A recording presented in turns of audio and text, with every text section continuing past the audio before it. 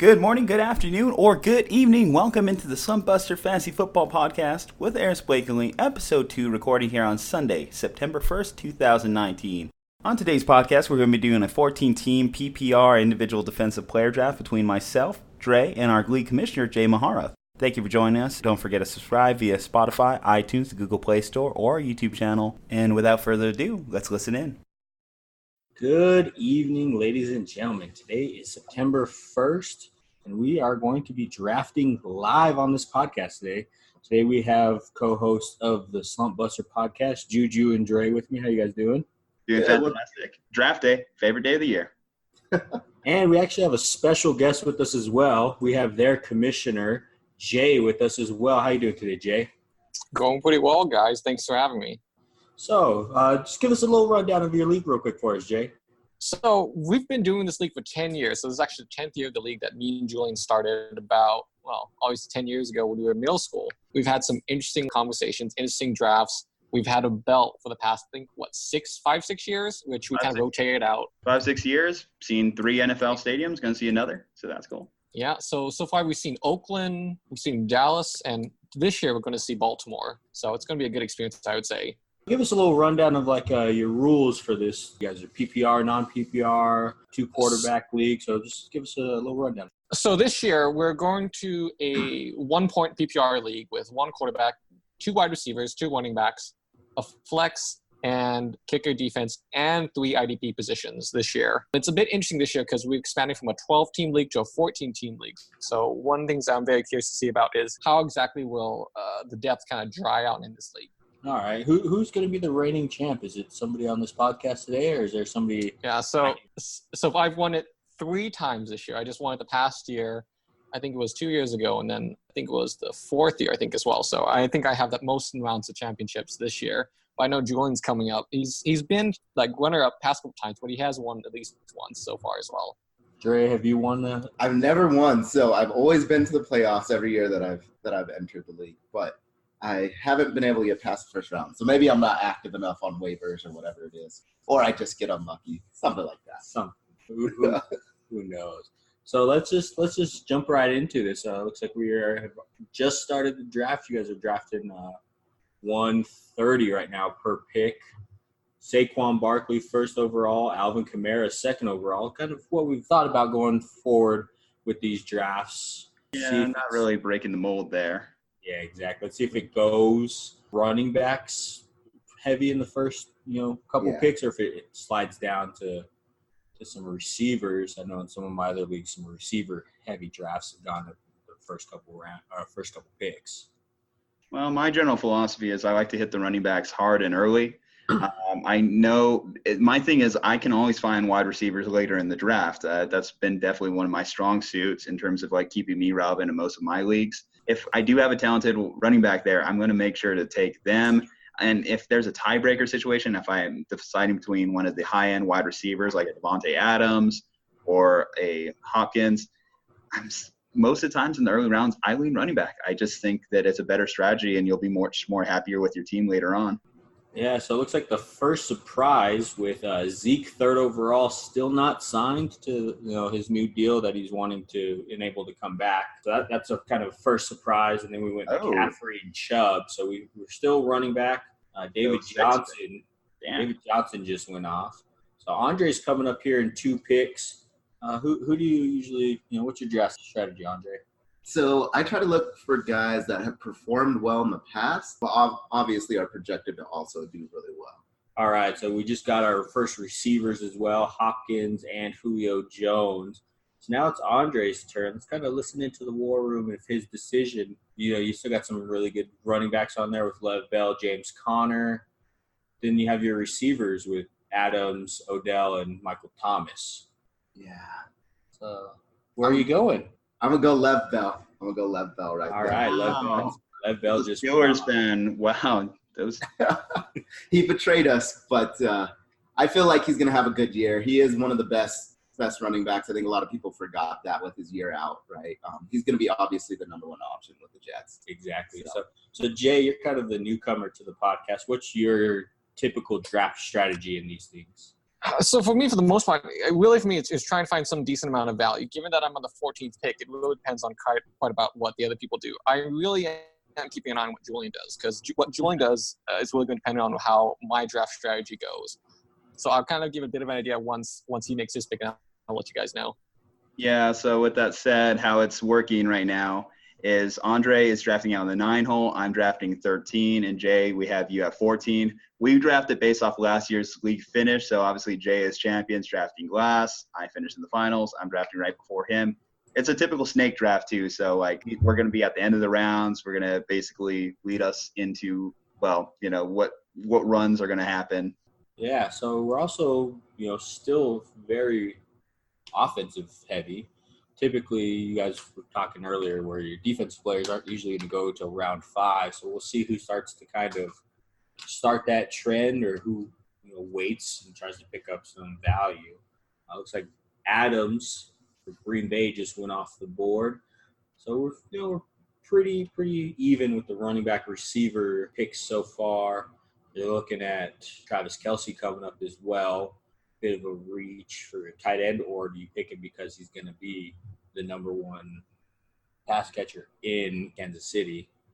So a minute 30, it's about typical draft time for you guys as well. Julian did state earlier that he's not a big fan of the long waits.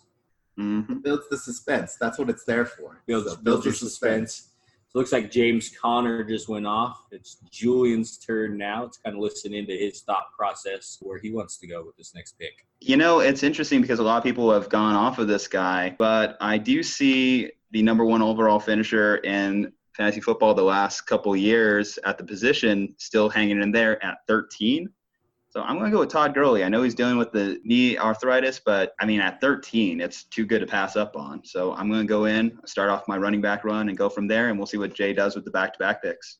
All right, Jay. So let's listen into your war room and your decision making. You got 2 picks back-to-back. So my consideration comes in mostly with the fact that I am someone that loves tight ends. Like, I know that you can either get either Kelce, Ertz, or George Kittle, which Julian kind of racked it really well last year. So I know, given the scarcity of the position, given how I'm not likely to get any of those 3 guys unless I pick now, I'm going to be Kelce with my first pick. Risky, right. But first tight end. If you didn't do it, I was going to do it like in the swing pick, so that's fair. And then coming up here, it's mostly looking at deciding which of these wide receivers are kind of the most appealing. Odell Beckham's going well with this new system in Cleveland, given you have Baker Mayfield now instead of Eli Manning back in the day. But given the fact that Antonio Brown's no longer there in Pittsburgh, I think I have to go Juju Smith-Schuster with this pick. How do you feel about that, Andre? That's kind of your boy. I know. I was hoping that he would follow me. I didn't think it would happen, though. So I think it's a good pick. Juju's looked good in the preseason. He's got a really good connection with Big Ben. Big Ben also looks more happy and satisfied right now that some of his problems are gone. So. Yeah, Juju's always tend to do really well in fantasy. I don't know what it is. Yeah, those Jujus. Okay, so my turn right now. I'm kind of in between Tyreek Hill, so establishing my number 1 wide receiver, or I'm thinking about making my running back position as strong as possible right now. So I think I'm going to go with Joe Mixon. I talked about him in last week's show. I think he has the biggest potential to be a top-end finisher at the position this year.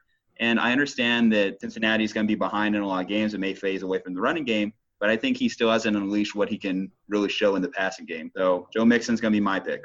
Joe Mixon's a good pick, especially early in the season since A.J. Green's going to be out. He's going to be used a lot more. And he actually showed quite a bit of passing prowess last year as well. So that's a pretty good pick on Juju's part. It looks like Tyreek Hill just went as well. He led the league in receivers last year for fantasy points, with taking 5-yard, dump offs and taking it to the house, or just getting over the top of people. So that's a pretty good pick at 17. Andre is going to be coming up again here in 2 picks.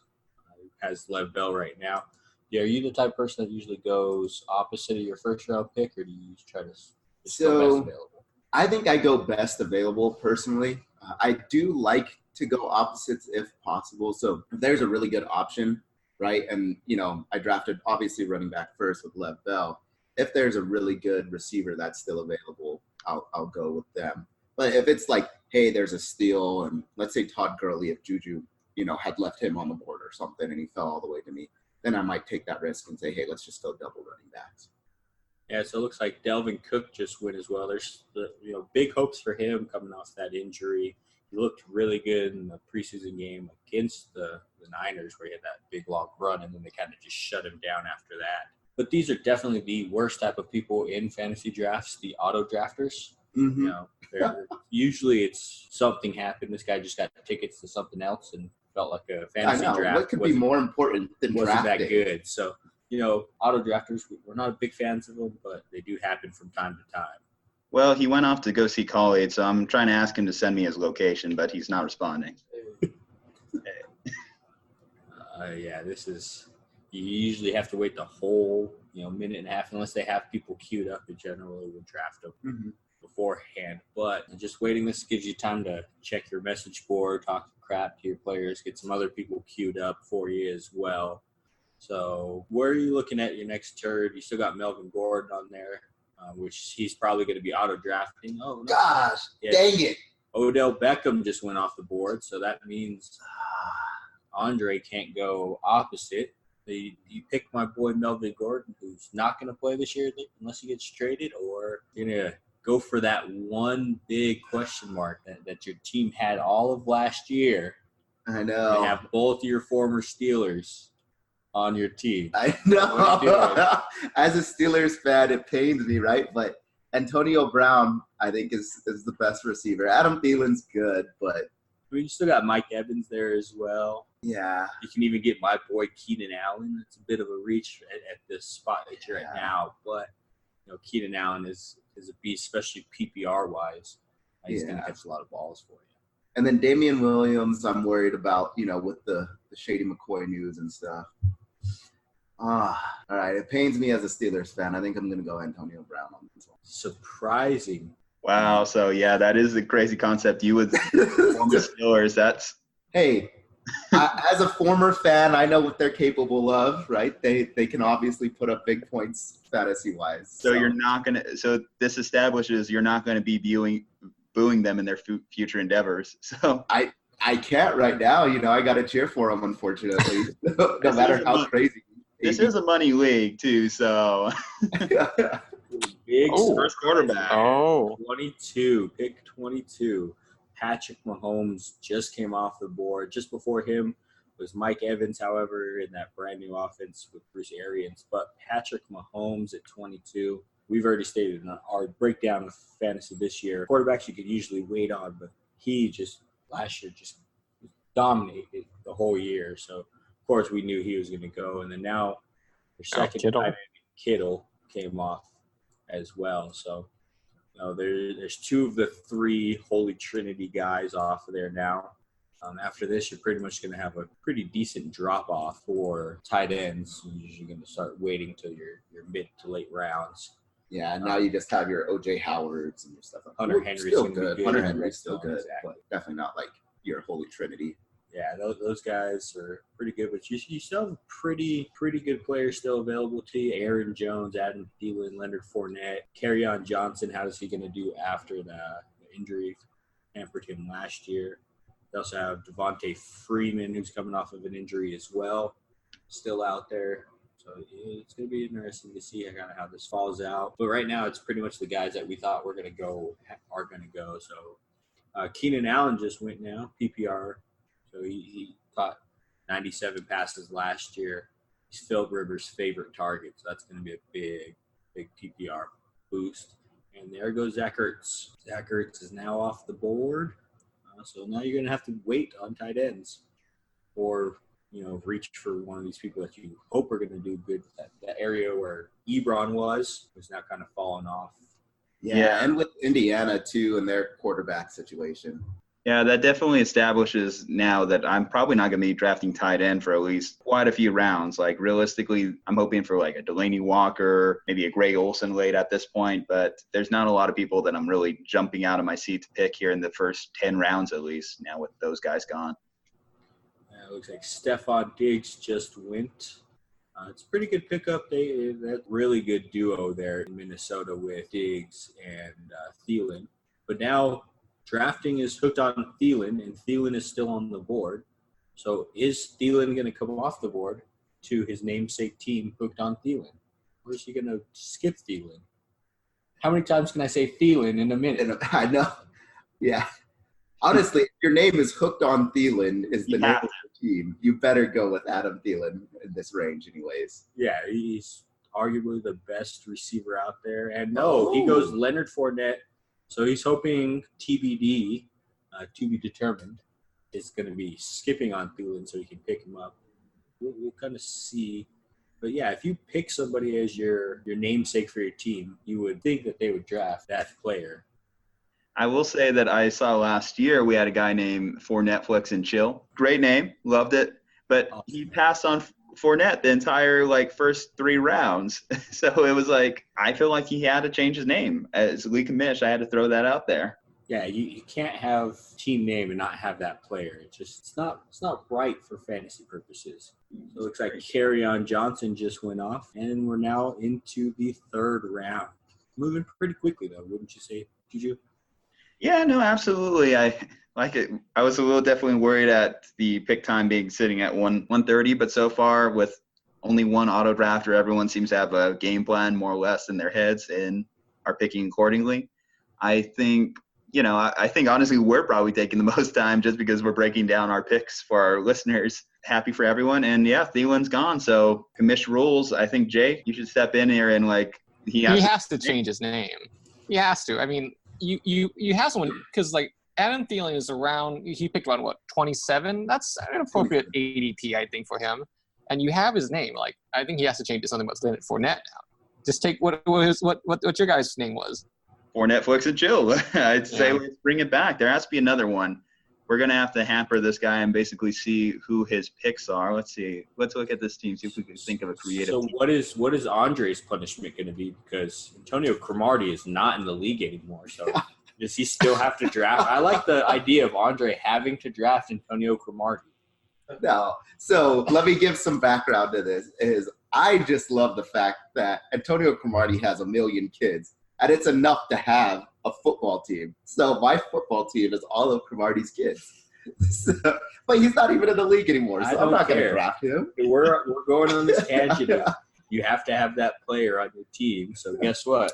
You either change your team name. I'll keep the last bench spot open for him. In case he wants to make a comeback. They also have 2 Gurleys, 1 Cup. So we'll see if that person has Cooper Kupp or Todd Gurley on their team here in a second.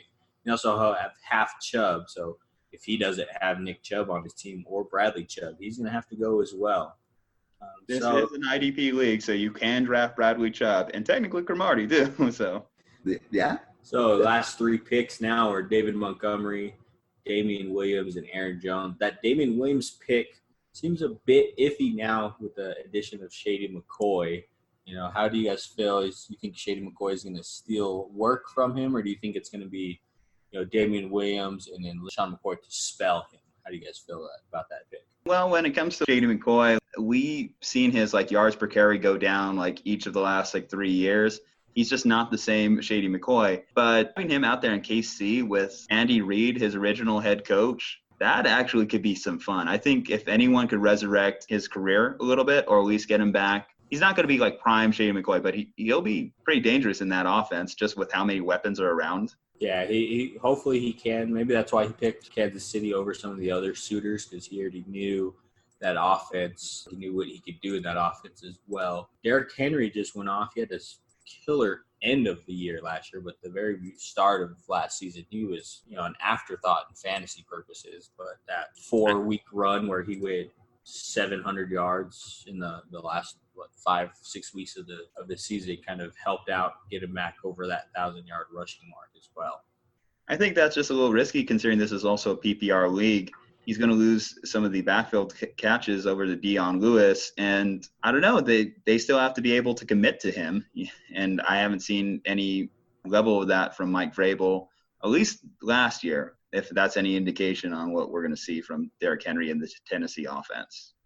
Yeah, they also lose Taylor Lewan for 4 games, PED suspension as well. Amari Cooper just went off the board. Dallas receiver, once he moved over to Dallas from Oakland, he looked like a whole new player. Looked like Amari Cooper of past years, whereas the very beginning of last year, he was very, very hit or miss with 3 games of below 2 points and then 1 game of 40 points. Yeah, I have a funny story about that. So actually in another league I was in, and Dre and I have talked about this on a podcast before, so I actually traded away Amari Cooper for like Jared Goff because I needed a quarterback because Jimmy G just got hurt and I had an abundance of wide receivers. And I played the same guy in the playoffs. I traded Amari Cooper too, and that was the game against Philadelphia where he goes off 3 touchdowns. I think Jared Goff that week was playing in Chicago and had the most miserable game of his career. Oh, no. So yeah, that was a fun fantasy heartbreak season for me right there. All right, so the next couple picks were Devontae Freeman coming off of an injury. Then you have Marlon Mack with the loss of Andrew Luck. You think he's going to get a lot of work. And then Andre got Robert Woods. That's a very good pick in that offense. He was probably the best receiver after Cooper Kupp went down. But now with Cooper Kupp back, I feel like he's going to lose a lot of touches, essentially, to Cooper Kupp now that he's back healthy. Yeah, and they still have, Cooks is in that offense too. So you got 3 really good receivers all right there. And then most recent pick, Chris Godwin in Tampa Bay. Huge spike in his ADP since Humphreys left to Tennessee, so he got a big boost in his ADP as well. Last year, he started to come along in that offense, but now with Bruce Arians, he loves to throw the ball, so him and Mike Evans both and O.J. Howard are going to get a huge boost with Bruce Arians at the helm. Actually, funny thing about our drafter right now who we're waiting on is actually her birthday, so I want to actually, on the podcast, give a shout-out to Cheyenne Salinas. Happy birthday. Well, there you go. She's famous now. Yep. She's going to love that. Tyler Lockett just went off. That's a number 1 receiver now in Seattle. Problem is, Seattle's a run-first team, so they're going to be running the ball more often than they're going to be throwing the ball. And now with Doug Baldwin gone, is that perfect passer rating from Wilson to Lockett going to continue? Probably not. It's going to drop down, probably back towards the mean of everybody else in the league. Juju, you're coming up next pick. What are you looking at there, buddy? Well, I already have 2 well-established running backs right now in Gurley and Mixon, but I'm not loving the wide receivers right now at this turn. So I think I might honestly double down and get another running back here in my next pick. The guy I'm looking at, Sony Michel, if he doesn't get picked up right now. I think I love this guy. I know people always are hesitant about New England Patriots running backs, but I think he's in line for a big boost in his production. And hopefully, too, he's been dealing with some knee issues himself. But between him and Gurley, I think hopefully they'll balance each other out on my team. Yeah, I think the only running back that you can 100% with confidence take from that backfield is going to be James White, because he has his role already established. Brady already shown that he loves that little check down to James White out of the backfield. So he's probably the only one I would take with confidence. Brandon Cooks just went off as well, so there it is. Oh, and Sony Michel just went off the board, just like the man said.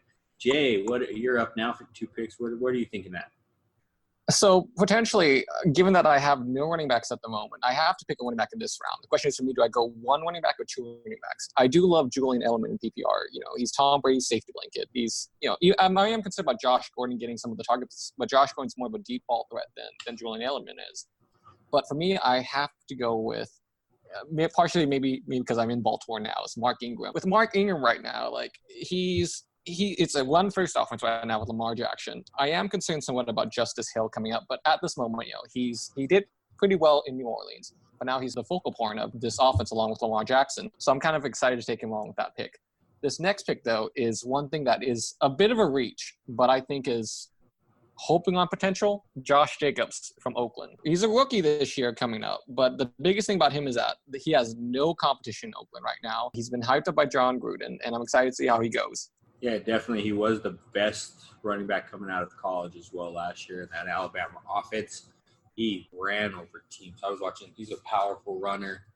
I really like this guy. He never really fell to me, so I was always running back heavy when he rolled up. So I was looking more for receivers at that point. But that's a good pickup. Juju just went with your guy that you just mentioned in Julian Edelman. And now Deshaun Watson, the second quarterback came off the board. Jay, when do you typically look for your quarterbacks? For the most part, I was like hoping that maybe a bit foolhardily that someone like Holmes would drop down into the third round. But given I'm so far back in the draft, you kind of have to wait. It's too early to draft someone like either Aaron Rodgers or Deshaun Watson. So for me, I like to try value. I pick late in the 8th, 9th round, maybe find someone like Dak, maybe someone like Ben Roethlisberger. Because ultimately, there's better value you can get from either good running backs, good wide receivers, and there's not much of a discrepancy between decent quarterbacks once you're kind of this far down. Yeah, I think I got Matt Ryan in one of my leagues in like the 12th round. So Matt Ryan finished the second best fantasy quarterback. So that's a really good steal. Next couple picks were O.J. Howard, Chris Carson, and then Andre just picked up Philip Lindsay. Are you worried about Freeman?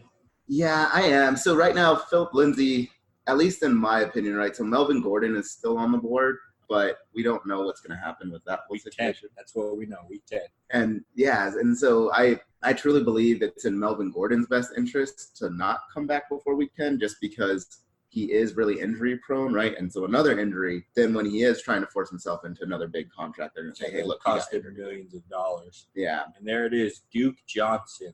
His ADP is skyrocketing with the injury of Lamar Miller, but we'll see how the Carlos Hyde trade affects him. Carlos Hyde is on the wrong side of his career as well, but Duke Johnson's never been able to be the actual workhorse running back. And then here's an interesting pick. T.Y. Hilton just went off the board. He's been falling down with the Andrew Luck retirement. Normally he's be drafted as your wide receiver 2. Now he's being drafted as a wide receiver 3 because you can't really trust Brissett in that offense. And then Mike Williams and Tyler Boyd, 2 younger receivers looking at breakout years. Mike Williams came along last year at 10 touchdowns, and Tyler Boyd, with A.J. Green being gone, he's going to get a big, huge share of that workload in Cincinnati as well. Cooper Kupp just went. Oh, here's the first big reach. Larry Fitzgerald just was drafted. I probably wouldn't have taken him this high. Right now you're drafting him as your wide receiver 2. That's a bit of a reach for somebody being that old in this new offense. Juju? I should say, it's not like we're drafting in an expert league. Ultimately, some guys on here are just going to pick guys off their favorite teams. And Larry Fitzgerald, he's just going to go a little earlier than he would if this was like a fantasy football round table draft. So everyone's going to take their guy that they like. And if you believe in a guy, that's all that really matters in fantasy. You still had guys like Kenny Golladay, who just went 1 pick after him. Josh Gordon, who went 2 picks after him. Then you had Baker Mayfield. You still had Jarvis Landry still on the board. So that's why I was saying it was a bit interesting. Now Evan Ingram just went off, so that's going to be your first tight end. Arguably, he's going to be the number 1 pass-catching weapon in New York. So we'll see how he can do without OBJ taking some of the coverage away from him. What do you think about Baker Mayfield going that high right there, as the 3rd quarterback off the board? Do you believe in that? Baker is a baller. If you've seen where he's gone, he's always competed. He's always won. Last year he had 27 touchdowns, and he didn't play all 16 games. So if that trend continues, he's going to throw for 30-plus this year, which is, as a quarterback, is what you're really banking on for the touchdowns. Jay, is this a 4 points per touchdown or 6 points per touchdown? It's a 6 point per touchdown league. And if I can bring up a point with Baker Mayfield, I kind of dealt with a similar situation that Julian dealt with last year with Jimmy Garoppolo. I had drafted him early thinking he was going to be a massive superstar, but he got injured. Picked up Baker Mayfield. No one really wanted him in that time because there was so much uncertainty with him. He balled out for me, helped me win the championship nonetheless. And the fact that he's got Odell now, he's got how well Nick Chubb's developing. He's getting Kareem Hunt back from suspension in a couple of weeks' time. He's got all these weapons now, and he's got still Jarvis Landry. So I can't see how he doesn't have a breakout season this year. Yeah, I have Baker in one of my other leagues. He's going to ball out, and he has Odell Beckham now, so that's just going to help push him over that top as well. So now we just had Calvin Ridley and DJ Moore go off. Calvin Ridley had 10 touchdowns last year. Do you guys see that happening again this year, or do you think that's going to fall off? As far as Calvin Ridley is concerned, I do see him potentially taking the next step. The only thing is with Julio Jones there, he's never going to lead the team in targets or lead the team in receptions. So he's definitely has to make the most of his touches, fall in the end zone for you a few times, because that's going to make or break whether or not his value really holds up. So I'm sitting here talking to you, Juju, and then I just feel the couch that I'm sitting on shake because somebody took Andre's guy before he could, the one pick before he could, and that guy was Hunter Henry. He's going to kill it this year, especially with Melvin Gordon being out. He's going to be the guy now to kind of help out that medium range.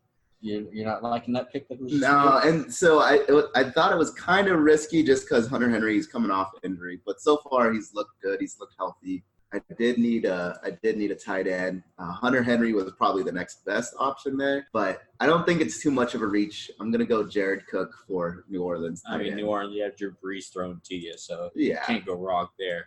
So some most recent picks as well. We have Aaron Rodgers coming off the board, Miles Sanders, who's projected to take over that backfield at some point in the season, Hunter Henry, and Jared Cook. I like the Aaron Rodgers pick. I'm a little worried because he has been injury prone in the last couple years. So we'll see how he does this year, if he can stay healthy throughout the whole year. Because if he does stay healthy, he's one of the best quarterbacks in the league. And then Matt Ryan just went off as well, like I was saying, finished second in fantasy last year. And then my guy, Austin Eckler, who's going to be heading up that backfield in a 60-40 split, is a really good back because he still gets value here if Melvin Gordon comes back. Austin Eckler has already had his position set on this team, so he's still going to have a spot when he comes. And then Tevin Coleman, San Francisco just went off the board, so now it's Julian's pick again. Let's listen to him. Okay, so right now the tough thing about it is I do only have the one wide receiver in Julian Edelman. I have 3 very solid running backs right now, but I'm looking around at like the position, and there's not a lot of guys that really inspire me at this point.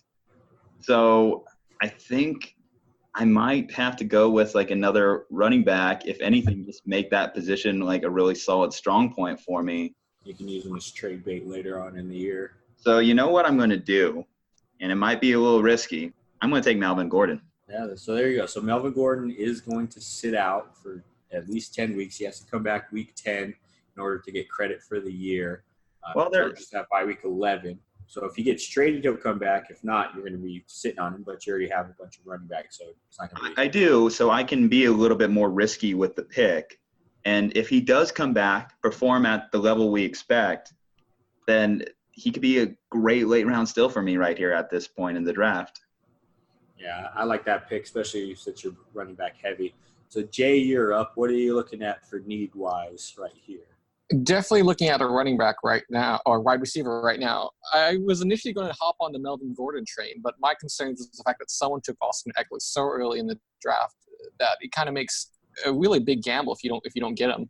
So for me, I'm looking at wide receiver. I think I would definitely lean towards one person. This may be a bit of a reach, but Dede Westbrook from Jacksonville. Given that he's the number one wide receiver in there, and he has an actual mildly confident quarterback in Nick Foles, I'm a bit more confident in him. And then the next pick I think I'm going to choose is probably for value, given I'm the 71st pick and his ADP is 62, Allen Robinson from Chicago.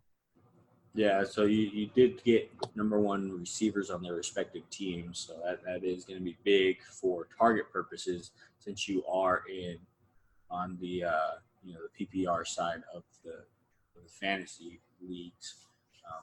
So you're going to want those targets. Number one receivers are going to garner those targets. Now Julian's back up. Let's go to him. Well, okay, so right now, again, I just need to fix this wide receiver position for myself.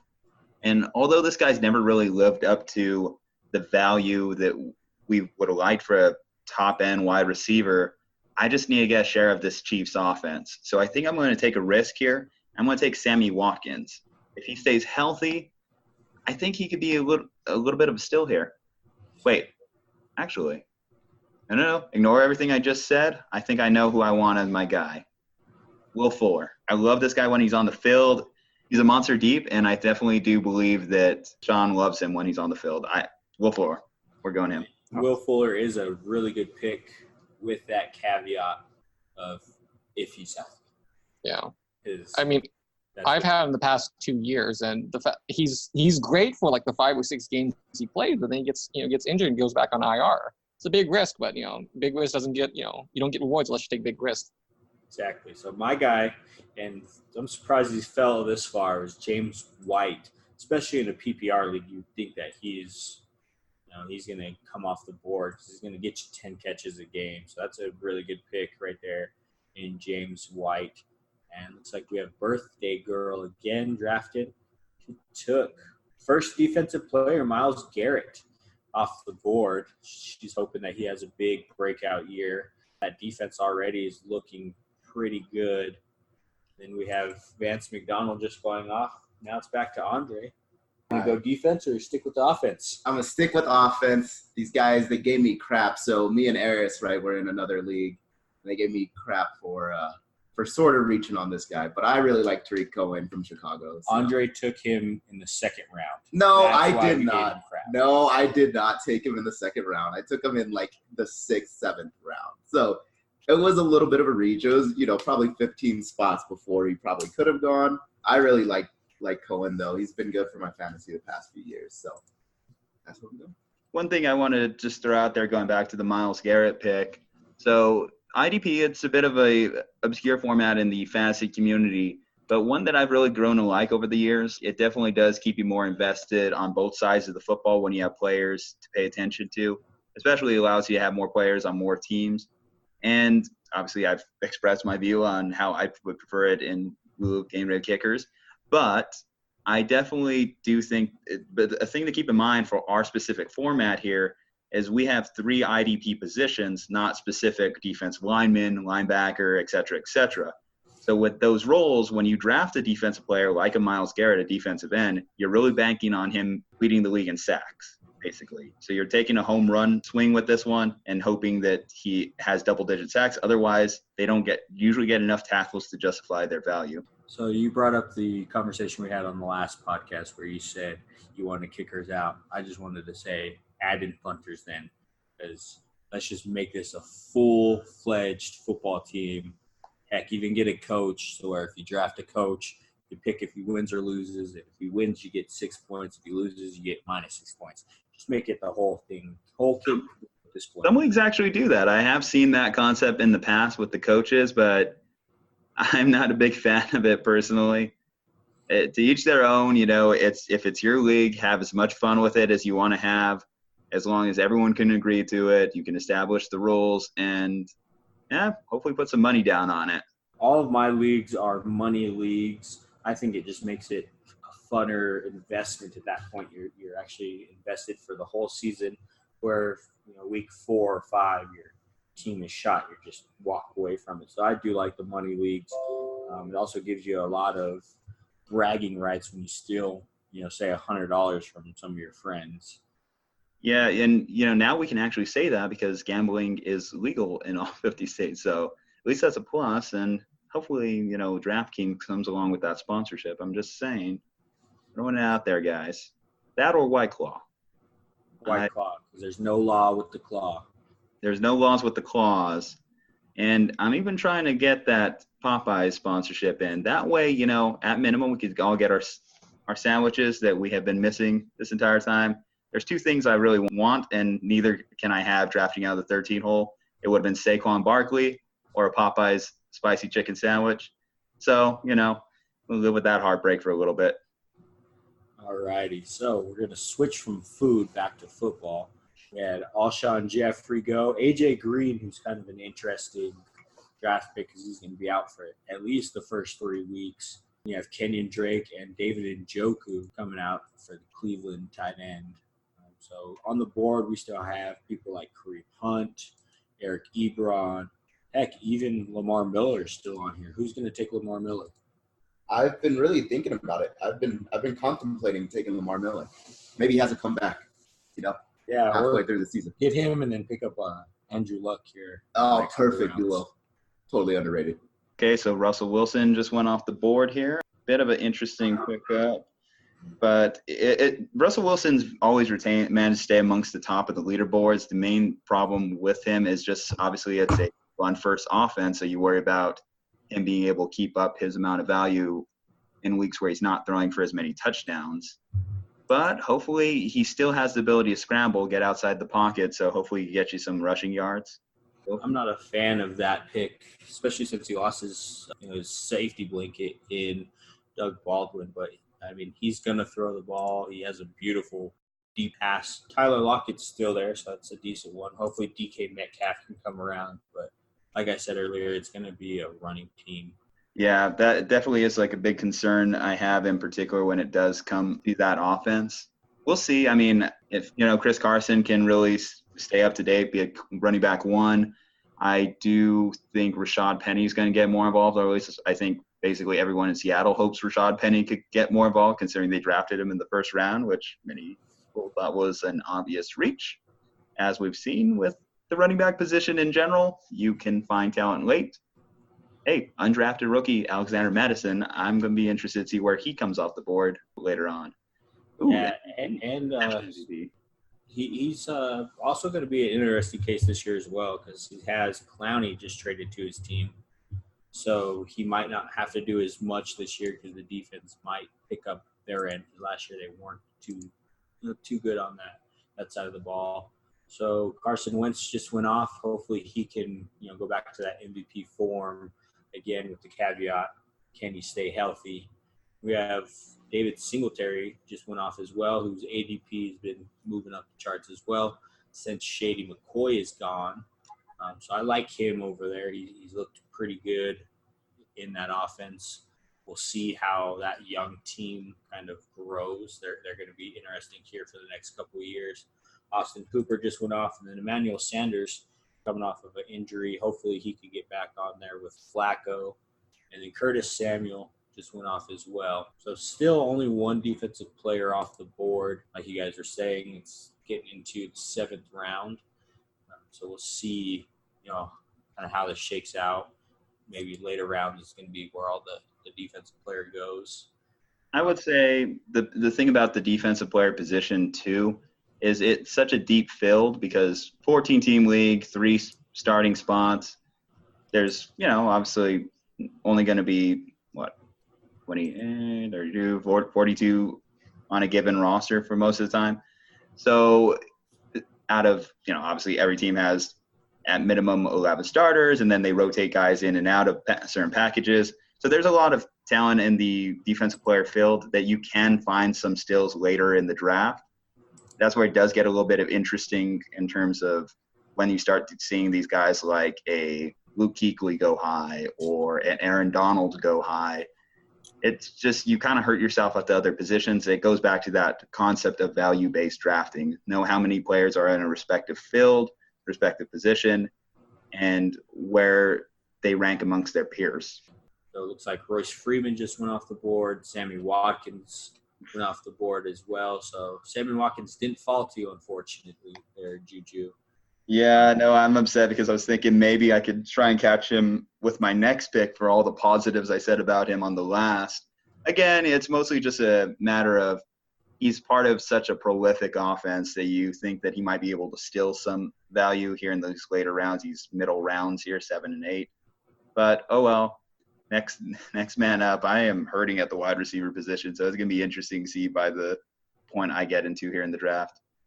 Yeah, so Jared Goff just went off, and then Robbie Anderson went off as well. I like Robbie Anderson, but he kind of falls into that Will Fuller slot where he's kind of boom or bust, where he'll get you either 3 points or he'll get you 30 points. And then one of the more interesting backs coming off now is Geis in Washington. He's projected to take over that starting running back slot. They're already going to be in a timeshare to start the season, but it's looking like by the end of the year, he's going to be the full-time starter there. So in the 7th round, that's a pretty good draft pick there as well.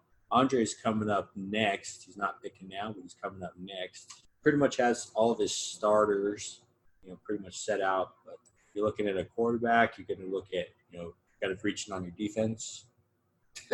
Yeah, definitely getting the defense. No, I'm not. I'm going to wait a little bit on defense. I'm trying to see if there's any good values left at like sort of that flex position. or possibly quarterback is one that I need to fill. So that's what I'm debating right now. There's still some good values since it's going backwards now, right? So I'll be up again about like 10 picks or so.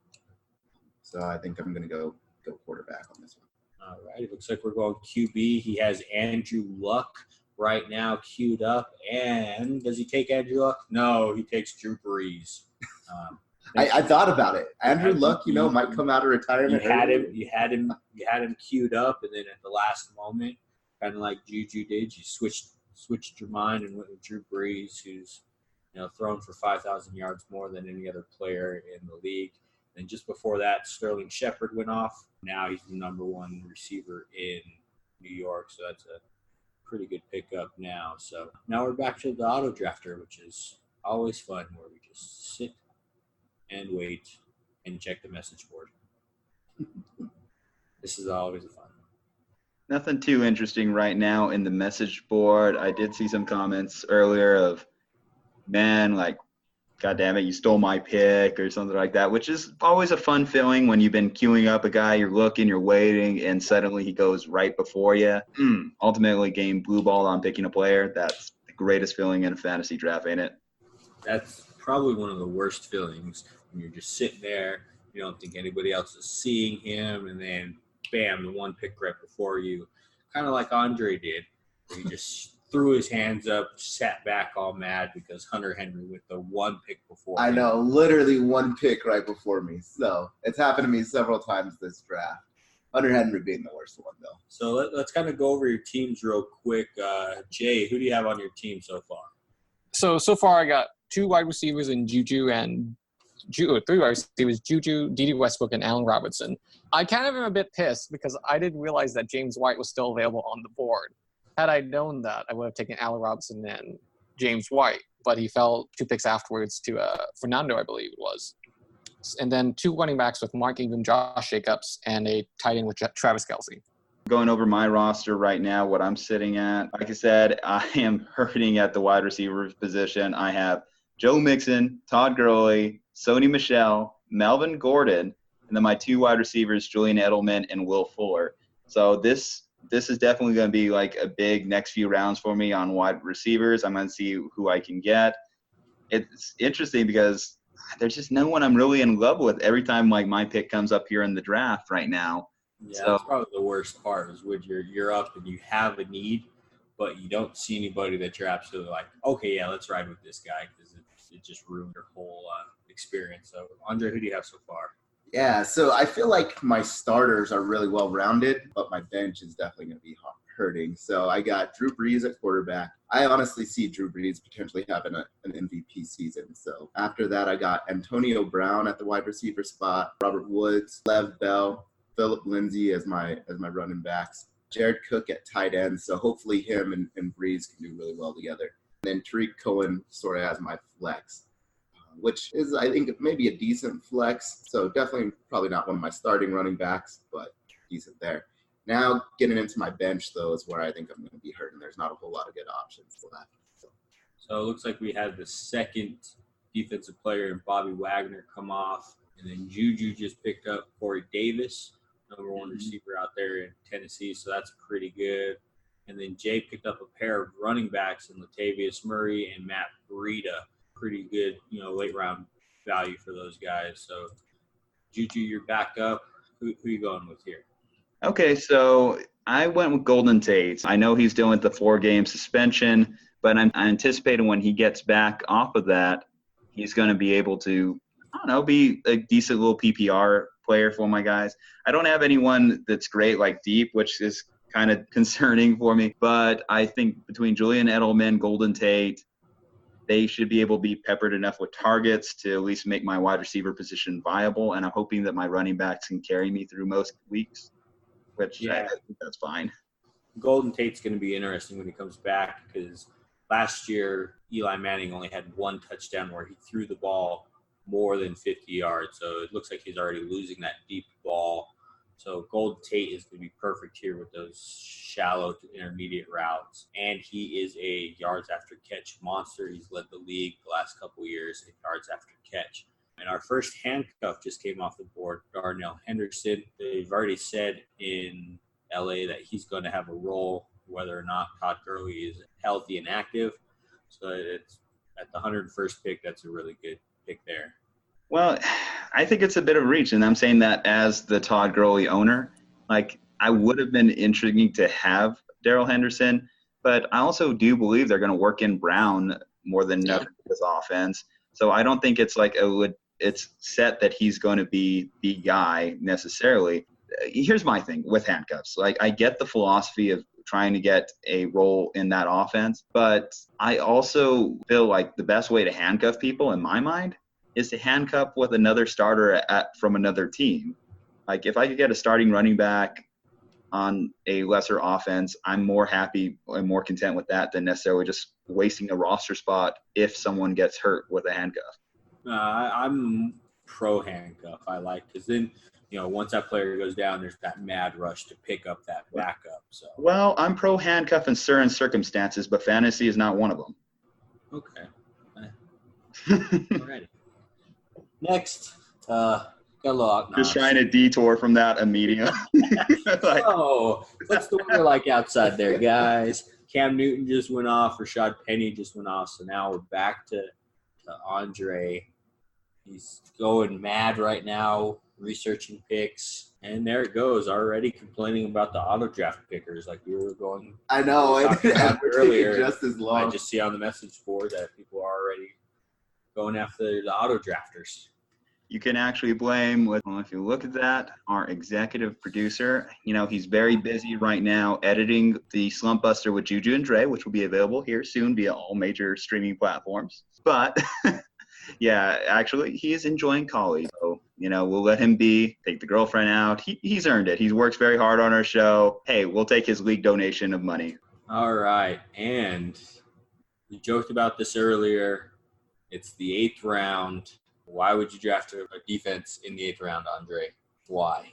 Well, I just was not in love with anybody at my flex position. So, and Chicago's defense is just so much better than everybody else's right now, at least projected. So I was like, forget it. I'll just go defense. We told you. Did you not listen to our podcast? Wait.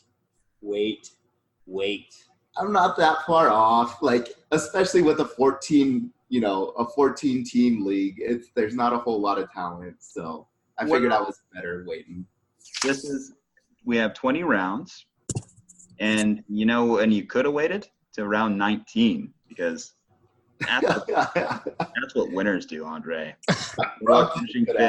Maybe this is why you've never won the league. Hey, I make the playoffs every single year. Okay. Always the bridesmaid, never the bride. I'm 19-11 right now, so. All righty. So we have Keelan Darius Leonard. Delaney Walker just came off. Hopefully he can stay healthy off of that injury. And then Darius Leonard, you just heard, he came off as well. Mark Andrews as well. So now you're looking into these kind of second and third tier tight ends.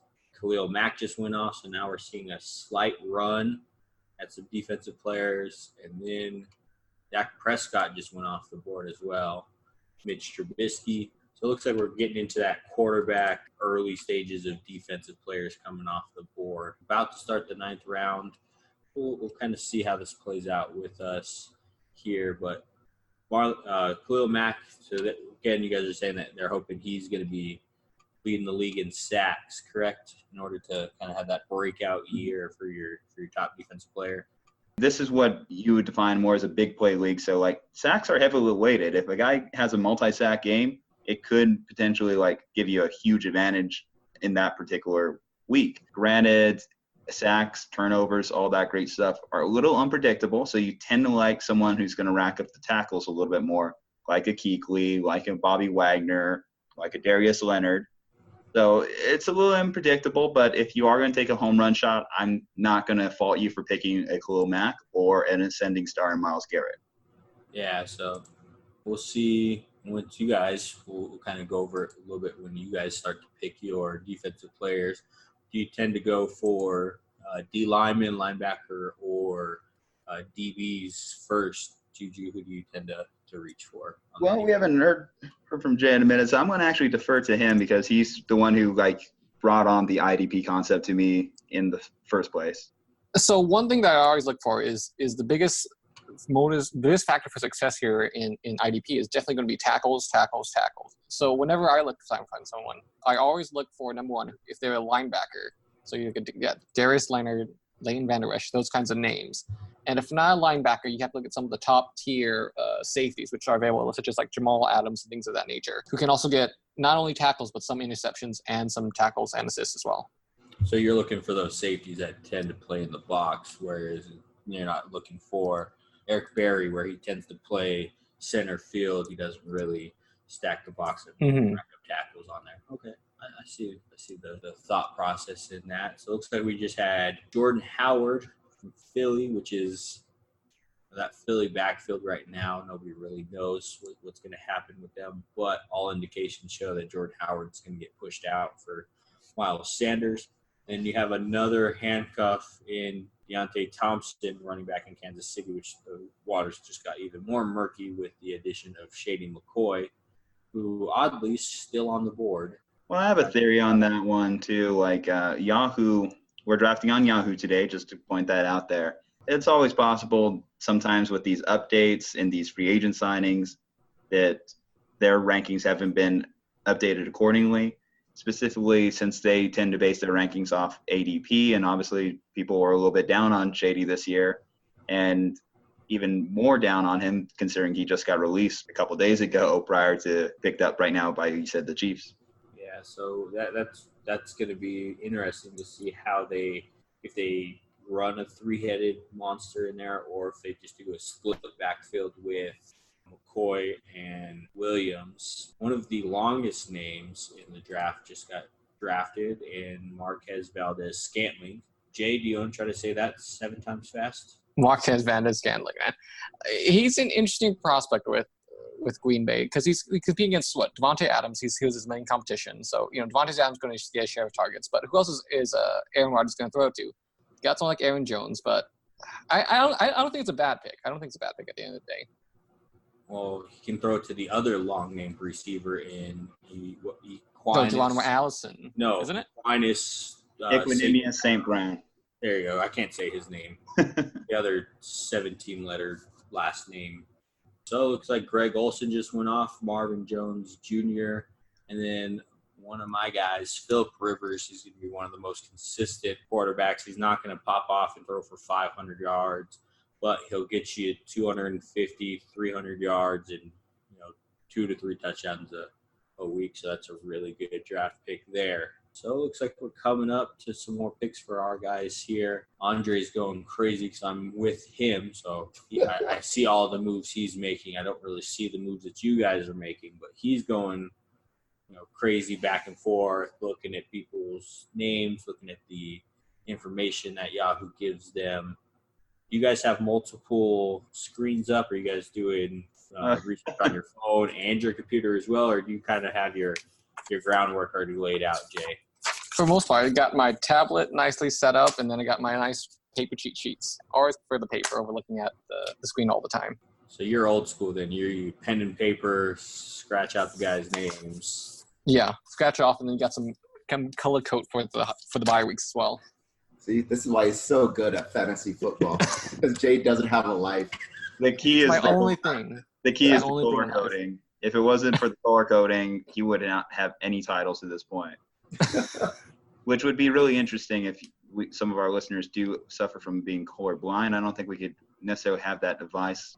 Now, my strategy, I do not go with the papers, and maybe that I'm starting to question that as far as me finishing second right now. But I mentioned these guys last week, and I definitely do appreciate their app, the Fantasy Guys Draft Dominator app. I think it's one of the most useful tools for people just starting the game, or even just people that like to have up-to-the-minute rankings. So I'll definitely give them a pitch here on this show as well. And I think they're a worthy addition to anyone's toolbox. Yeah, so it looks like Peyton Barber has gone off the board. Aaron Donald has gone off the board. Trey Burton. And then Andre got his guy in Hines, who he was looking at earlier, where he switched his mind. See? Exactly. Jackson. I was able to get the best team defense in fantasy football, and still got my guy. The second defense has come off in Jacksonville. Geronimo Allison just went off. And then Eric Ebron, who's tumbled down fantasy rankings recently, he just went off the board. So we're back to Juju. Are you going to go defense or stick with offense here? I'm still going to stick with offense because, like I said, I'm just trying to build up as much depth at this wide receiver position as possible. So I'm still in between a couple guys. I'm going to make this pick hopefully soon, but I guess we'll see right now. Trying to see who I like at this position right now. And there's still some decent wide receivers out there. You have Hollywood Brown, Mohamed Sanu, Nelson Aguilar, who might take a hit with Deshaun Jackson coming back. You have your boy Dante Pettis. You go with San Francisco. You also have John Brown and Tyrell Williams out there as well. I'm going to go with Tyrell Williams. I would take a chance. He's underperformed in his career just out there with the Chargers, but I think it's just two different offenses, and they're going to want to see what he can do vertically this year. He probably has underperformed just because he is opposite of Keenan Allen, another favorite receiver of Philip Rivers. But the year that Keenan Allen went down with his ACL, Tyrell Williams stepped up big, and that's what got him this big contract from Oakland. So being opposite of Antonio Brown probably helped him out here. So now we're looking like back at Jay. Jay, who are you looking at here? All right. So right now I'm looking at quarterback right now and trying to figure out which one to get. I think I got to go with experience and trust the experience right now with Big Ben. I mean, he's lost Antonio Brown, but I think he still has a lot of good weapons right now with Connor, Juju, and with Moncrief and James Washington. There's a potential he still could do at least top 12, I'm hoping. Then, so this is kind of a big risk right now, but Kyler Murray, given the explosive offense right now that Cliff Kingsbury is promising, he's a good backup option, I think. But the offensive line is still worrying in the fact that he's only 5'10", 5'11", given that he's like my height, given that thing. I know Russell Wilson has done it before, but given those height concerns and given how bad the offensive line is, it's a risky pick. But, it's the whole thing with Patrick Mahomes last year. I am taking the gamble with it. Well, that's what these later rounds are for. And surprise, surprise, Julian, who did you just pick? I picked up my boy, Jimmy Garoppolo. I am excited about him. I think that all the preseason buzz about him taking a step back, coming off the injury, the 5 picks during practice, all that good stuff helped him drop to me here in the later rounds.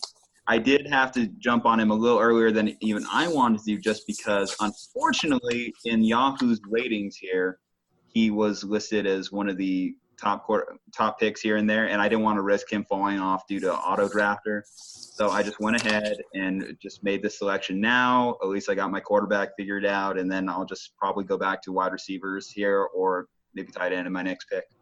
Yeah, you're looking at some of these number 2 receivers on their teams, Sean Jackson, Adam Humphries, Jamison Crowder, Anthony Miller. So you're going to be looking at maybe not as many catches, but still they can get out there and produce for you at that wide receiver spot. Yeah, so the problem I have with this one is I would have loved to grab like a rookie wide receiver here in the later rounds, but a lot of the more prominent top-tier wide receiving prospects went to kind of the wrong teams, unfortunately. And I mean that in the sense they went to run-first teams that won't really utilize them to the best of their strengths. So let's say like a later round still Hollywood Brown went to the Ravens, who are going to just run it down people's throats 30 to 40 times a game. You had A.J. Brown go to Tennessee, also another run-first offense. So, that kind of hurts my strategy later in drafts because I was trying to find those late round stills, but unfortunately they're just not really in the best offenses right now. So it looks like another reach just went off the board in Greg the Leg. I don't know why you'd take a kicker this high, but to each your own, I guess. And then Andre just went. Tell us about your pick there, Andre. So I picked John Brown from Buffalo. I'm looking again at filling out my bench right now. So I've got one running back with Hines on my bench. And so I was like, hey, I probably need a receiver. John Brown, he's not on the best team, right? So he plays for Buffalo, but he is probably their go-to option right now. I do hear he has sort of the best connection, right, with Josh Allen. And so I thought that was a pretty good pick. The other guys on the board, there was Hollywood Brown. So he hasn't looked outstanding in preseason, and Baltimore's so run heavy that I didn't feel necessarily comfortable choosing him. And then Mohamed Sanu, there's just a lot of different options in Atlanta, and so I don't think Sanu gets that many touches. So I went John Brown. It's not a bad pickup, especially later round. Now we've got Adrian Peterson, aforementioned LaShawn McCoy just went off. And you're correct, they still have been playing for Buffalo, so they haven't fully updated this just yet. And then another defense in Los Angeles Rams just went off the board. That's 3 defenses now and 1 kicker. Way too early still for all those people to go off the board. Andre, tell me a little bit about how you draft based off of buys. Do you try to look at the buys, or do you just say screw it and just draft the best available and deal with the buy situation afterwards? Yeah, so it's kind of interesting. Something I've been looking at, actually. So most of all of my players have like a bye week of 6. And so something I was playing around with when I was doing like mock drafts and stuff, some of my best performances were when the buys were actually all in the same week. So You just eat that 1 week. exactly, especially when it's like this early, right? So like week 6, okay, I know I'm going to lose some weeks anyways, right? So very few people go undefeated throughout an entire fantasy season. In fact, out of like all the leagues I've been in and all my friends, I've never heard of a single person doing it. So I might as well eat, a loss for that 1 week and then have, my team at full strength pretty much every other week. It didn't exactly happen that way. Like I said, most of my players are on a week 6 bye, though. There's like 2 or 3 that are on week 9, and then a few sprinkled here and there through like 4 and 10 or whatever. Though I don't try to rely too much on buys. Like if there's a really good player, regardless of whatever his buy is, if it's a good value, I'm going to take it. Jay, how do you feel about buy situation? Do you try to do what Andre does and just draft best available, or do you go for having all your players on a single week and just get it over with? Well, in the beginning, like I do prefer to have make sure that each specific week is filled out with at least someone that is a starting quality talent. Sometimes during the mock drafts, I had some times where I drafted a couple of wide receivers that were in the same bye week. But then, yeah, and that's part of the reason why I do the color coding, because I know that I do that quite a bit, where I just pick people with the same buy. So now, when I had some people with the same buy, I crossed out their names to make sure that, I'm not drafting them at the same time. So kind of go over your spreadsheet real quick for us. Do you have the bye weeks highlighted? Do you have just the position highlighted? Kind of tell us how you have that set up. Yeah, so essentially with me, I mostly have the bye weeks highlighted specifically for the most common weeks, which are mostly weeks 7, weeks 9, weeks 10, and weeks 11 for me. Because I see that those are the most common ones I usually made mistakes on. So I highlight the bye weeks to make sure that if I draft a running back, like for example, I drafted Mark Ingram, I believe he was within week 8. I'm just trying to make sure I don't draft them in the same week. Yeah, so you don't want to have all your players on one bye. You kind of want to have them spread out. Yeah, because my concern right now is as long as I can make it onto the playoffs, I'm good. I don't want to necessarily risk 1 week where I have a bad week and then I just kind of flop the rest of the way. Gotcha. Juju, how do you go about the bye week situation? I agree with Dre on this one. I don't put too much stock into do these players have the same bye week. I just mostly focus on do I like this player. If I lose on that 1 week, it sucks, but I'd rather win the other 10. Like right now, for example, right on my current roster, I have Todd Gurley's bye week 9, Joe Mixon bye week 9, Julian Edelman and Will Fuller, my top 2 wide receivers, both on week 10 bye weeks. It's unfortunate when it happens, but who knows how my team's going to be looking by week 9 or 10. There might be some guy I just stole off the waiver wire that could fill that role. The draft is only about 20 to 40% of what determines an actual win at the end of the year. It also depends very highly on your in-season management, which I know that our listeners will appreciate receiving the advice from you, us, everyone throughout the season. That's what's going to make or break whether you actually win these titles. Yeah, so looks like the start of the 11th round, Kareem Hunt just went. And me and Juju kind of touched base on this in our last episode. We kind of said stay away from him because he's going to be eating up a roster spot now for 10 weeks. That's a long time to hold on to one player. You want to use that roster spot for injury replacement or a bye week replacement. But now you're going to be sitting on him for at least 10 weeks when he comes back. And then if he plays week 11, it's going to be sparingly.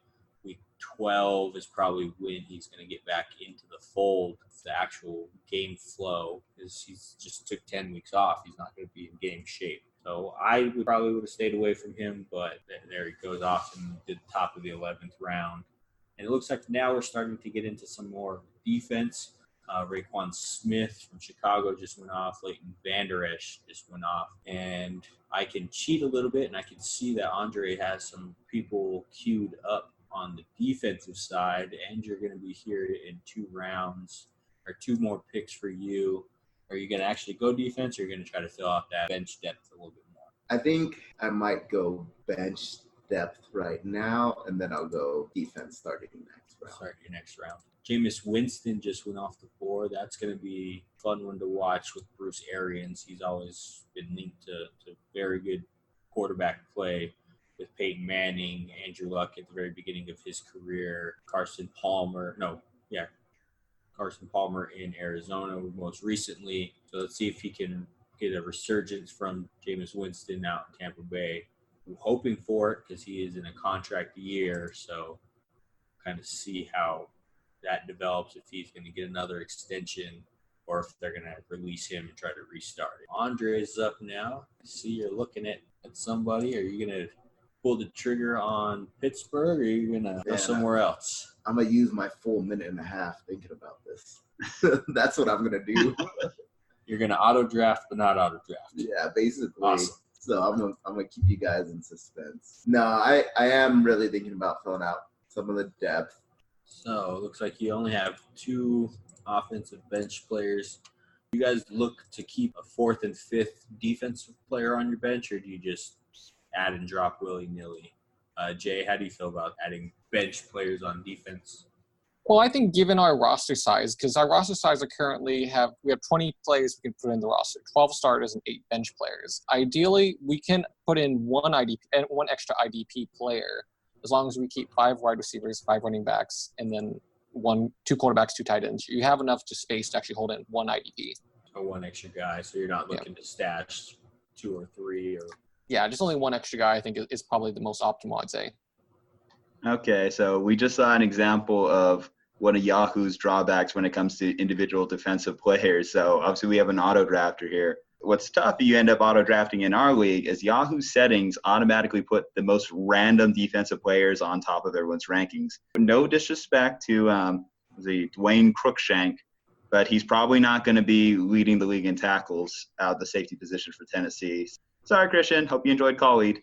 Anyway, let's see. I honestly have never heard of that player in my life. Safeties out there. You still have Jamal Adams still out there. Adrian Phillips is still out there for the Chargers. He was an All-Pro last year. And pretty interesting pick there, Juju. Yeah, so I went ahead and selected Justin Jackson. So I drafted Melvin Gordon earlier in this draft, and I figured, well, he's still lingering around. He wasn't picked up where he would typically go. Justin Jackson, it made sense. At minimum, I'm going to lock up the Los Angeles Chargers run game. And if Melvin Gordon does come back sooner, better. Or even better yet, if Melvin Gordon gets traded, then suddenly I have the starting running back on 2 different offenses. Jay just picked up Tony Pollard. Are you worried about the recent statements from the Cowboys saying that they're closing in on a deal? Yeah, there's some concern with having Zeke coming back, but given that it's my 5th running back right now, so it's taking a fly on him, and he may be a week 1 starter, so it's not bad to take a fly on him. All right, you're up again. So what are you looking at for this pick here to start the 12th round? Currently, I'm looking to someone to fill out my wide receiver 4 spot right now, and given how empty it is right now, it seems pretty barren. So I'm trying to think who could have the best upside at the moment. May actually go for defense. We're running out of time. How much time do I have left? 20 seconds? 20 seconds left. Take the full time. You're one of the worst people out there, making everybody wait around for your pick. All right, let's go with Vontae David. Oh, defense. First defensive player out of you 3. Is that going to start a trend for you guys now, or are you guys going to still wait? Yeah, it absolutely is going to start a trend because I'm going to go with the real top-rated number 1 individual defensive player for practically the last 10 years. Dang it. Sorry, I know that was a guttural, like, dang it. And I think Jay just, like, slammed his papers down to the desk. Because I processed it through projected points. I didn't see Luke Kuechly was still on the board. Twice it's happened so far in this draft. So there is some flaws in this color coding. Well, defense, it's different. Yeah. Defense, it's a bit different. I have to rely on the Yahoo rankings over there, and the Yahoo rankings are not great for these things. All righty. So some more defensive players have come off since then. Cam Jordan, Jamal Adams, safety Green out of Green Bay. Andre just took a defensive player as well. Why don't you tell us about him? Yeah, so I went ahead and I got Blake Martinez out of Green Bay. So he's a pretty decent linebacker, definitely a top 15 probably. Projected to have quite a bit of points. And then last season, he also put up, I want to say, 177 points or something for a defensive player, which is pretty good. And so I figure his floor is probably high and his ceiling is also high. So I thought it was a safe pick on a defensive player.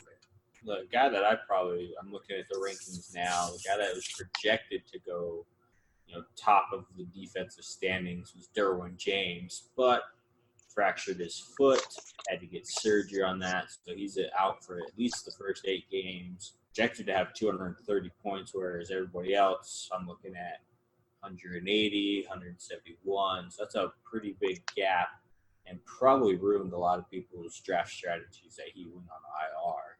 I know it's definitely going to hurt the Chargers as well, but he was going to have a bunch of tackles. And he led the team in interceptions last year as well, and I believe pass breakups. So that's definitely going to hurt the Chargers there. It's like J.J. Watt, Lamar Jackson, and Deion Lewis went out. Deion Lewis is going to be interesting for PPR purposes. He's going to be that pass-catching back out of Tennessee. Los Angeles Chargers defense just went off. Deion Jones, Ito Smith. Somebody's hoping for another injury to Devontae Freeman, or they're just trying to handcuff at this point. Because Ito Smith is the backup there. He's not projected to have a role with him in the lineup, so he's hoping for a handcuff there. Hill just went off, and Jordan Reed, pretty interesting. Just had his 7th concussion. Can he stay on the field? Hopefully, to be determined, has another tight end, because I would not try to rely on Jordan Reed because he can't stay healthy. All right, starting the 13th round. It's like we are getting into the meat of everybody's benches now and starting defensive players. We still have, 7 more rounds for you guys, correct? Yeah. So it looks like Alexander Madison just went off. Juju, I know you were saying that it was going to be interesting to see where he fell to the 13th round. How do you feel about that? Well, yeah, I was hoping that maybe he'd fall a little bit more, but that's the thing. Like, we use the term sleeper a lot in the fantasy industry, but there's really not too many sleepers really out there. Most people are well aware of, like, who's the backup. Like, the way Twitter works, like, it's pretty easy to keep up to date with most fantasy knowledge. But Alexander Madison, that was a name that's been circulating around. They're saying that he might take more of a role as a 1-2 punch over there with Dalvin Cook, which really hurts Dalvin Cook's value. And, yeah, I'm disappointed because I would have loved to have stolen him late. But congratulations, Cesar. You went out there and made a smart pick at the turn. They're already projecting him to have a role even if he's healthy. So, that I like that pick. It's like Randall Cobb just came off the board, Baltimore's defense. Derek Carr and Von Miller. We had a pretty interesting discussion about Von Miller versus Bradley Chubb earlier, where we were thinking that Bradley Chubb was going to have a better year than Von Miller. Jay, you had Von Miller ranked below Bradley Chubb, correct? Yeah, I think so. I mean, he's getting up there in age, and I feel like the contributions that Chubb should be able to come is quite larger than I say Von Miller. I'd say. When it comes to Von Miller, too, it just he, like Jay said, the age question, and I think this is just a matter of fan bias here a little bit, as we just saw like a Denver Broncos fan select him early, whereas, hey, if this was 5 years ago, good for you, but fantasy's constantly changing, and you just can't rely on the name value. You actually have to do who's putting in the work the last few years. Yeah, you can't base off of previous years, like Greg Olson. Cam Newton's one of his favorite targets out there in Carolina. But recently, he's not been on the field. He's broken his foot several times. So you can't draft him based off of that. You kind of have to draft him based off of his injury history more recently. Andre's coming up next. Where are you looking at there now, Andre? Dang it. So I was wanting Jalen Samuels for Pittsburgh. And again, went like 2 right before me. I would like to have another running back. Oh, Lamar Miller's still out there. Why don't you get him? Or Jerick McKinnon. Jerick McKinnon's still out there as well. I hear good things about Jerick McKinnon in that San Francisco backfield. Just to clarify, do not draft Jerick McKinnon. The Niners, and that is a joke. Jerick McKinnon, if you haven't heard already, he believe he was placed on season-ending IR. And even if he was healthy, this backfield in San Francisco is pretty crowded. If you do find the winning back out of there, you're going to be pretty happy with the results. It's just going to be interesting shuffling between Coleman, Breida, even Raheem Mostert's looking pretty well. Wilson's looking pretty well. Had a big game in the 4th preseason game. Basically, if you get a Kyle Shanahan running back, going to be looking pretty good. Yeah, last year those two in Breida and Morstead were kind of interchangeable. Whoever was actually healthy that week and actually running the ball, that running back had a fairly decent game for you. He was in that low running back 1, high running back 2 area. Hopefully this year it's Tevin Coleman because I have him on one of my teams. So I hope he is the lead back the whole year for it. All righty, Juju, you're coming up next. Where are you looking at for your next pick? I still, to this point, don't have a tight end. I haven't really been too impressed with the field every time it comes up to my point in the draft. I started off getting Luke Kuechly in this last round. I think I might go back to the defensive player just see who's out there and try and get someone at the top end of that position. Another change we had in this league recently is we moved it from 22 rounds to 20 rounds. So I'm still trying to find exactly that right balance of where this player best fits on my roster and how I want to construct my roster moving forward. But I think I'm probably going to go down the IDP well one more time. Yeah, so let's go back a couple picks to Andre. He picked up Tremaine Edmonds out of Buffalo. Why did you pick him and not his brother? Mostly because of projected points. So, to be honest, that is what I was going for. Projected points had quite a bit for defensive players. I was like, all right. Yeah, so I always think it's pretty cool when you have brothers or cousins on the teams. You have all 3. Oh, what happened? What happened? I was going to take Jalen Smith. You know how much of a Cowboy homer I am, and Julian gets him right beforehand. Oh, my God. Okay. Not bad. Did I do that? And that's what we're talking about. When you're keying up on a guy, you're hoping nobody gets, and then they pick right before him, they get him, and then you throw your papers in frustration. So since your guy is gone, who are you looking at for this next? I'm potentially looking at C.J. Mosley. Guess I'll make sure. I think he should be good. C.J. Mosley from New York. I think he should handle it for now. Prior projections, partially. Given the Jets' defense, it's not. I don't know. It's great, but it's not too bad. I think he should be able to get no tackles. And then the next Jet will also be Jameson Crowder, mostly because of the fact that I believe he's probably the third option after Le'Veon and Robbie Anderson. So he should get hopefully some catches in the slot, but we'll see how it goes. Earlier, I had projected he's probably going to be right there around the flirting with 100 catches because Adam Gase tends to throw the ball more than they run the ball. So I can see him getting up towards that 100 catch mark. And looks like Juju finally got his tight end. Are you a bit concerned that he wasn't used much last year? I'm absolutely concerned, but really at this point with the tight end position, again, we mentioned it last week, you're just kind of throwing darts at a board and hoping they land on touchdown. So maybe Jimmy Graham could get me a few good weeks here and there. I'm probably more or less going to be streaming this position throughout the year, and it is what it is. I'm not thrilled about it, but I'm okay with it. Jimmy Graham, hopefully he can catch those years that he had in New Orleans. He's played for 3 really good quarterbacks in Drew Brees, Russell Wilson, and now Aaron Rodgers. But it seems like Aaron Rodgers just loves Devontae Adams so much that he never sees any other player So it looks like TJ Hawkinson, Kenny Stills, and Josh Allen has gone off the board, and we are back to Andre.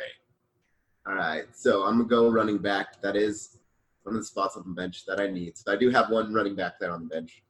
I am going to go with Jalen Richard for the Oakland Raiders. I know Josh Jacobs has been looking really good, but I'm sure Jalen Richard will get a few touches. Like I said, second on the depth chart, being a running back. If I'm not mistaken, Jalen Richard has had 60 receptions each of the last couple of years. So, at minimum, if you just need a what-the-heck kind of flex to throw in there, or you just need a bye-week replacement running back, I think that's a fine pickup. Yeah. I'm just looking at his team. Unfortunately, his bye replacement running back is on the same bye week as the replacement that he would need. I'm telling you, all of my team is on bye week 6, which is fine with me. Like I said, I know I'm going to lose probably on week 6. But whoever is playing Andre, week 6, congratulations. I have not looked at your team right now, but congratulations. You're 1-0 already before the start of the season. Guaranteed. Because I've got Antonio Brown is out on week 6. Tariq Cohen's out on week 6. Chicago's defense is out on week 6. Tremaine Edwards is out on week 6. Hines is out on week 6. And Richard is out on week 6. So all of my John Brown. Your whole team is out by week 6. And John Brown, yeah. So everybody's out on week 6. So that's okay. I'm a punt on week 6. Well, Andre, you really can't buy a win. I was born a winner. Oh my God, that is ridiculous. So we've had Gus Edwards come off the board, Jack Doyle come off the board, and then Joey Bosa, kind of that 1-2 punch in the Chargers D-line with him and Melvin Ingram. Hopefully he can stay healthy for a full year, put up those points, but he's the fastest player to 20 sacks in a career. He's going to get you some sacks. He's going to get you some forced fumbles. So pretty good pick. All right, and now we wait. Auto drafters. Not an auto drafter, actually. This is taking the time here. Going, grabbing a beer, checking the weather, not drafting, wasting the time. Man. Shout out to you, Brian Montoya. Your love, man. He's honestly probably drunk knowing Brian. And he's probably trying to cook some bacon knowing Brian. Yeah. Maybe we'll bring him on the pod to discuss his favorite bacon recipe. Shaq Thompson. Yeah, cooked at only 90 degrees. Another kicker just went off the board, second, Justin Tucker, who we thought were going to go off the board first and second in Greg the Leg and Justin Tucker. Still, I tend to wait for my kickers, but if you want the 2 best kickers in the league, you're going to have to reach for them. And surprisingly, we still only have a handful of defenses picked. I think only half of the league has a defense picked, and the other half are looking like they're going to be waiting. Bunches just went off the board. Darnell Hunter in Minnesota, defensive end, just went off the board. And Quincy Enunwa, hopefully he can stay healthy, but I doubt he's going to have a breakout year like he was going to have 2 years ago for the Jets, because now there's just too many options there for him. So it's probably just going to be flyer or a drop player for that team. So it looks like start of the 15th round. Still some pretty good players out there, especially on the defensive side. Juan Alexander, Joe Sharpert. Dang it. Littleton just Corey Littleton. That was a dang it from Andre, because that's who he wanted, I guess. Settle down, Andre. You were 9 picks away, man. I know. I was hoping that people would sleep on it and, go do something else. Juan Alexander just went off. Third kicker just went off, and Stefan Jiskowski. Why don't you say that 5 times fast there, Juju? All right, challenge accepted. Stephen Gostkowski, Stephen Gostkowski, Stephen Gostkowski. I don't know why I threw a little Latin thrill into that, but plus that was gotta have that flair with it. A little bit of flair. I kind of rolled a little bit in there. All right, looks like DK Metcalf just came off. Probably not going to start the season, suiting up week 1. Hopefully he can get back on the field, but Juju mentioned it's probably because he has 1.6% body fat and not be as flexible with all that muscle. But everybody loved him at the combine because he was 1.6% body fat. Andre used to wrestle. How hard is it to get down to 1.6% body fat? So it is incredibly hard. You needed a doctor's note, I believe it was at 3% body fat to be able to compete. So your doctor had to sign off saying, hey, we approve that they are able to compete in, athletics. And that was only at 3%. So 1.6% is incredibly rare. In fact, it's almost to the point where it is unhealthy after a certain point. Like, you need a bare minimum, right, to be able to survive and all that. And so 1.6 is a little bit on the low end, even for pro athletes. That's extremely low, which, I mean, great to him. It must tell you, right, that he keeps his diet in check and he's working out really hard. But I would almost err on the side of it being a little bit too low. And, there is some conjecture whether or not he actually is that low body fat percentage, because when you actually do look at some of these professional lifters, professional bodybuilders, they don't look quite as filled out as he does. Like, there definitely is more vascularity with these guys. So I think that was maybe just a number thrown out there to the media to kind of hype up his draft stock a little bit more, look how great of an athlete he is, which he was pretty ridiculous if you take away the 3-cone drill. Yeah, his top end speed was pretty good, but his side to side agility, lateral speed was not all that impressive. Which I was surprised with, because he's going to be such a good pro. He's going to be such a good pro. And then when his times came out, they really weren't that good. I think Tom Brady beat him on the 3-cone drill in the combine. So if you're slower than Tom Brady, that's going to be a bit iffy, because it took him 20 years to get 1,000 rushing yards. Yeah. Well, Brady's also working out as a wide receiver ever since that Super Bowl too. So careful, who's more dangerous on the outside, DK Metcalf or Tom Brady? Did you see that drop in the Super Bowl? We're going to go with DK Metcalf. Sure, I think he's working on it. Goat man. Goat man. I did see that photo that he posted just before fantasy draft started, where he said that he was a dual threat now, so you better draft him in the first round. I thought that was pretty hilarious there. So looks like it's Andre's turn. Let's kind of go through his thought process here. Yeah, I mean, I think I've done a pretty decent job filling out my wide receivers, running backs, all that flex position. I could probably use another tight end. I mean, are you going to gamble on Fitzmagic and hope he throws 500 yards every week or 5 interceptions every week? Heck no. Even though his projection is 314 points, I don't think that's going to happen. That's because of Fitzmagic. I know. It's magical. He's going to throw you either 500 yards and 5 touchdowns, or he's going to get benched after his 6th interception that week. So I'm running out of time, so I think I'm just going to go ahead and rush this pick. Yeah, because your number one queued up person is Lamar Miller. So. Yeah. No, I just had him marked because I was looking through different stats and all that, and it just happened to be clicked. So it's not Lamar Miller. Oh, I wish you would have run out and had him queued up as your number one player. No, I'm not. That would have been amazing content. Yeah. So to say what I did pick there, I did choose Matthew Stafford. I thought last year was kind of a bad year for Detroit in general. I think they're going to have a better year this year. Not going to be outstanding, but I think for at least when Drew Brees is on a bye, I think he'll suffice. And he's never had a running back, so he's used to throwing the ball. Hopefully in that week that Brees is out, he's going to throw for a bunch of yards for you. So now it looks like we're back on Juju. Kind of go to him for his thoughts. I'm in between on who I want to select right now, so I'm debating whether I want to go with one or two players. Now, I could go with Devin White out of Tampa, very promising young rookie, but I've made the more petty decision to select Devin Bush right now just to piss off Andre. God. Dang it. And this is what fantasy is about.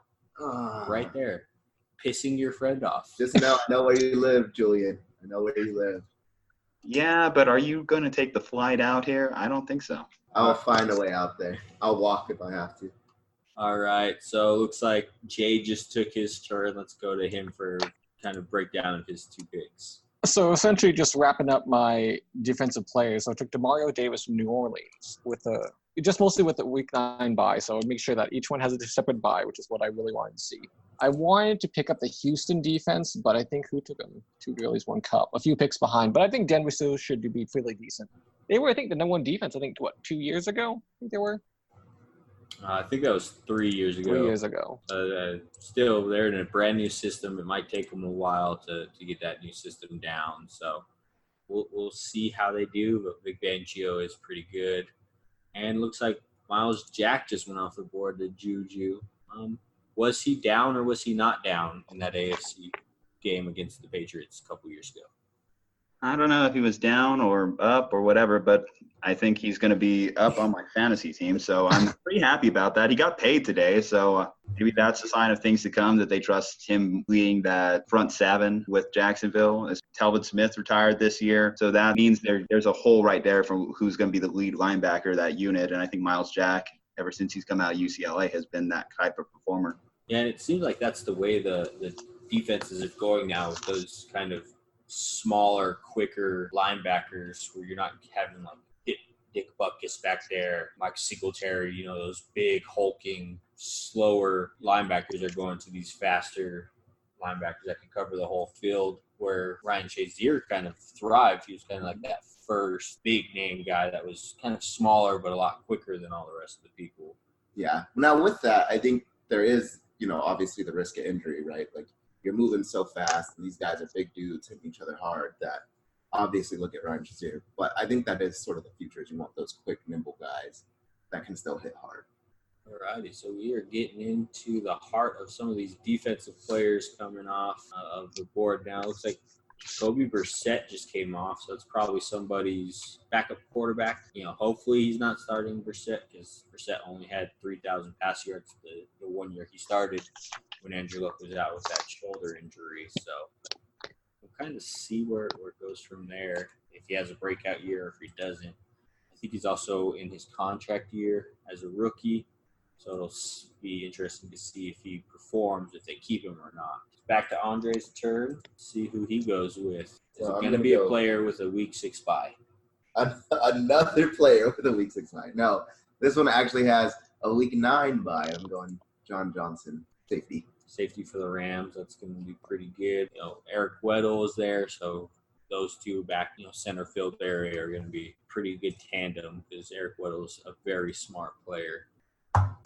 Carlos Hyde just went off the board. That's a interesting pick. Is he going to be the first and second down back there at Houston, or are they going to split time 50-50? Well, I mean, is it so exciting you had to drop your phone, man? Yeah. I'm so surprised. All right. As far as Carlos Hyde, he's definitely going to take some early down work away, but Hyde's career is starting to tailspin right now, being on his 4th team in 2 years. I am definitely a little disappointed, because when the Niners first selected him, I was expecting big things for his career. I even was able to justify them letting go of Frank Gore, who may outlive him in the league at this point. It's a little concerning. Maybe getting traded from Kansas City will be a wake-up call for him, but you would have hoped getting traded from Cleveland would have been that wake-up call too. Yeah, and it looks like Kevin Byard just went off highest paid safety in the league, was just drafted as well. So we're starting to see some of these bigger name defensive players kind of come off the board. And there's still, 1, 2, 3 people without a defense. So we can see, there you go, New Orleans and New England just went off the board. So more people are starting to fill in that defensive slot now. And it looks like still only 4 or 5 people have a kicker. So we can start seeing a run on kickers as well. You try to go for your own team, or do you just go for best available kicker? I go for whoever has a week 6 bye, Aris. All right. So whoever has a week 6 bye, I'm coming for you. Oh, my Just God. know So that. let's go see what kickers. Go to kickers real quick. To see who's going to be on Andre's team. If anybody wants to scoop him up. Adam Vinatieri, the GOAT. Hey, not bad right there. Perfect. Or Oakland's kicker Carlson. You kind of have your choice. All right, I'm going Vinatieri. Next pick. Next pick, we're going Vinatieri. All righty. So we kind of already went over the kicking strategy, where you just pick a best kicker available. Jay, we last week, me and Juju got into the topic of should there be kickers in fantasy football. How do you feel? Do you think there should be a kicker, or do you think they should just take it out? Personally, I think there should be kickers. There's part of it is like a traditional aspect of it. We've been doing this for the past 10 years with the kicker. However, I do see the points as like, it's not that varied between, the best kicker and the worst kicker. I mean, there's a reason why people take kickers in the last couple of rounds. But kind of looking at it besides the traditional aspect, there are some positions that are kind of like less valuable. I mean, looking at something like tight end, besides having, Kelsey, Ertz, or Kittle, you're essentially dealing with it where the values or the variation between the different tight ends aren't really worth that much. So I think, if you're getting rid of kickers, you got to get rid of tight ends. It's kind of a slippery slope, in my opinion, if you go rid of one position for another.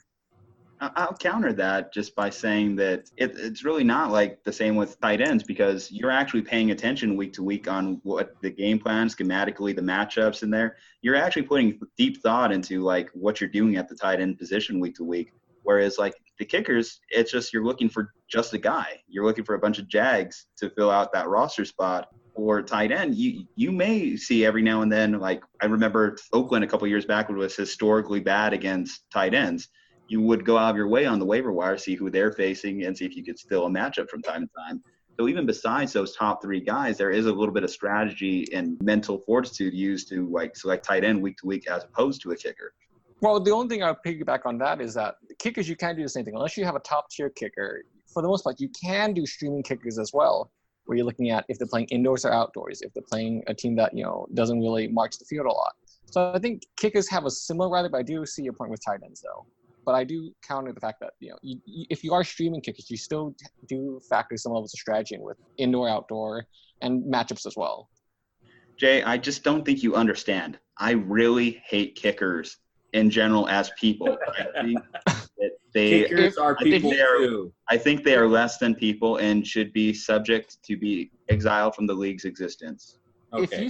If you say this in Baltimore, though, I think you probably would get shafted right away, mostly because of the fact that our kicker here, Justin Tucker, is beloved. Teams have their top three pinnacle stars. Cowboys, you have Dak, you have Zeke, you have Amari Cooper. But with Baltimore, you have Lamar Jackson and you have Justin Tucker. Justin Tucker is beloved in this city. So I would heavily disagree with that. I'm just going to state this right now. Kickers are people too, and I'm part of the fourth down army because I was a long snapper in high school. I've punted, I've kicked. Kickers are people too, and the fourth down army exists. Just put some respect on our name. Andre, where do you fall in this kicker, no kicker debate?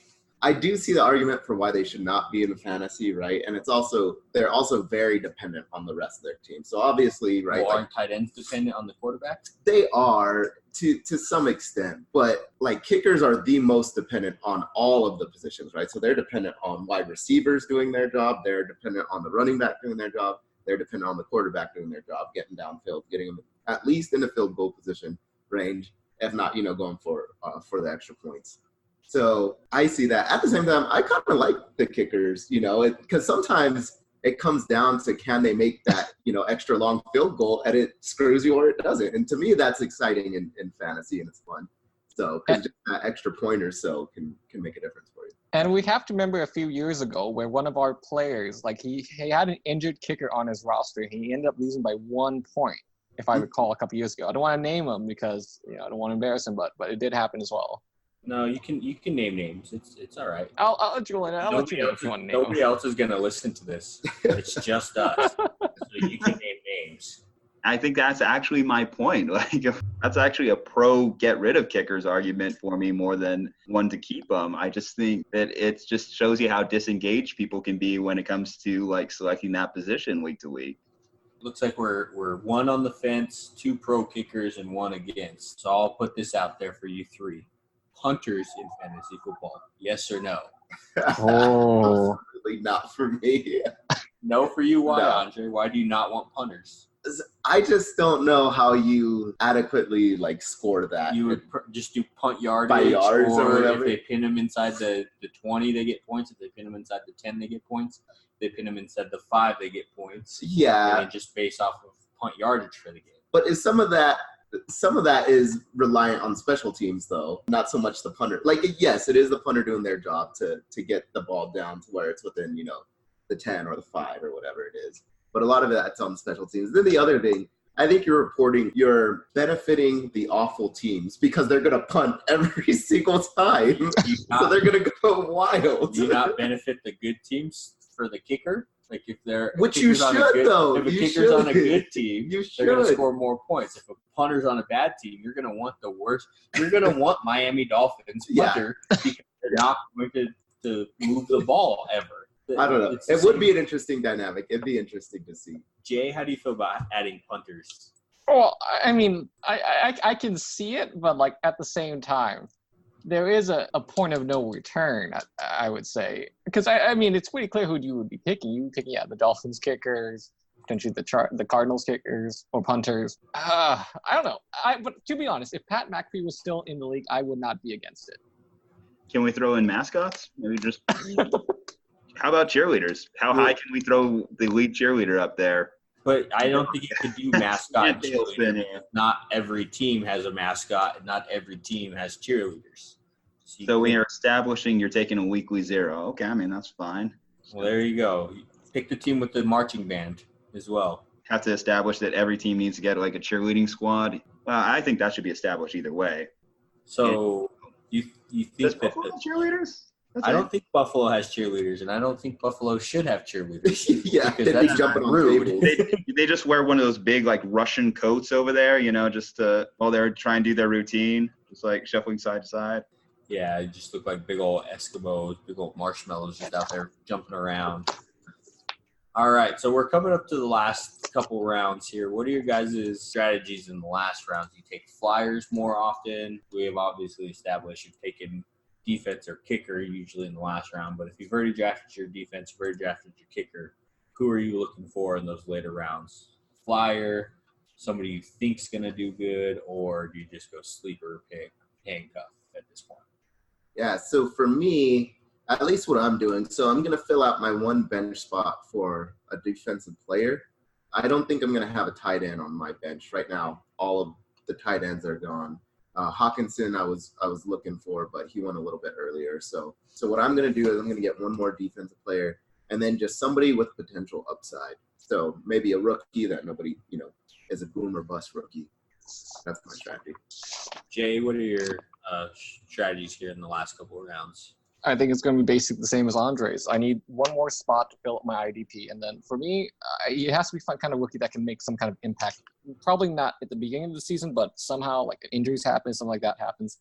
Later down the road, he could potentially be a baller. And the part of me is also considering the potential we could bring back keepers for next year's draft. Because this year's draft is our first draft without any keepers. Previously, when we had a 12-team league, we allowed each team to keep one person from the previous year's draft or through free agency, where they could essentially get the player from the draft round previous to the one they actually drafted. For example, a couple years ago, during Odell Beckham's first season, one of the players drafted Odell Beckham in the 22nd round. And, when he blew up, he was able to, hold on to him in the 21st round, the 12th round, and through the 4th round. And, it adds those kind of values. So if I'm trying to find someone that can hopefully offer that kind of value in the future. What about you, Julian? What are your strategies here in the last couple rounds? Well, there's a thought process out there that's kind of interesting and one that I've kind of experimented with myself. So I will definitely go with a DST here on my current draft position. I'm going to look for a team with a solid starting schedule because I'm more than likely going to just stream the position throughout the year. But as far as what I might do with my last pick, so I'm in between two things. I could take a kicker, or I could potentially mess around and do similar what Jay's strategy is take someone who might be a flyer upside type pick, or someone that's injured if your league has an IR spot, throw them in the IR role, and then go pick up your kicker after that fact, after you're able to adjust your roster accordingly. That's one I've seen. It's very league dependent on that, but we'll see. I'm kind of like looking through to see if there's anyone even worth doing that this year, but we'll go from there. The one person I saw on the board for the longest time would have been Derwin James, who's going to be, one of the best safeties when he comes back, but he is on that IR designated to return, so he's out for 8 weeks. So Juju probably would have done that if he stayed on the board, but somebody got him a couple picks actually last round, so we picked up Derwin James. So that probably would have been the person to go with. Because then you would have, one of the best defensive players in the very last round of the draft. So I can see that. So it looks like we have, finishing up here, the 19th round. And you guys have one more after this. So you both have 2 picks left. Andre's got 2 bench slots. Looks like everything else on his team is full. So let's kind of see. He's still got Lamar Miller keyed up for some reason. And Telvin Smith he still has keyed up, who has retired. Yeah. So let's not go over the limit of a minute and a half, because otherwise you're going to have Lamar Miller on your team. You mean I don't want Lamar Miller? You do want Lamar Miller. Okay. Because you can't win the league, obviously. Yeah. I'm going Keanu Neal for sort of my bench defensive player. That's pretty good. I like him out in Atlanta. Juju, are you going to draft Patrick Chung? Drafting Patrick Chung, I'm going to have to decline on that, just going back to my principle of not drafting defensive backs as a whole. It's kind of funny, we had this discussion. If it wasn't basically the Super Bowl wins, would the Patriots be the most dysfunctional franchise in the NFL?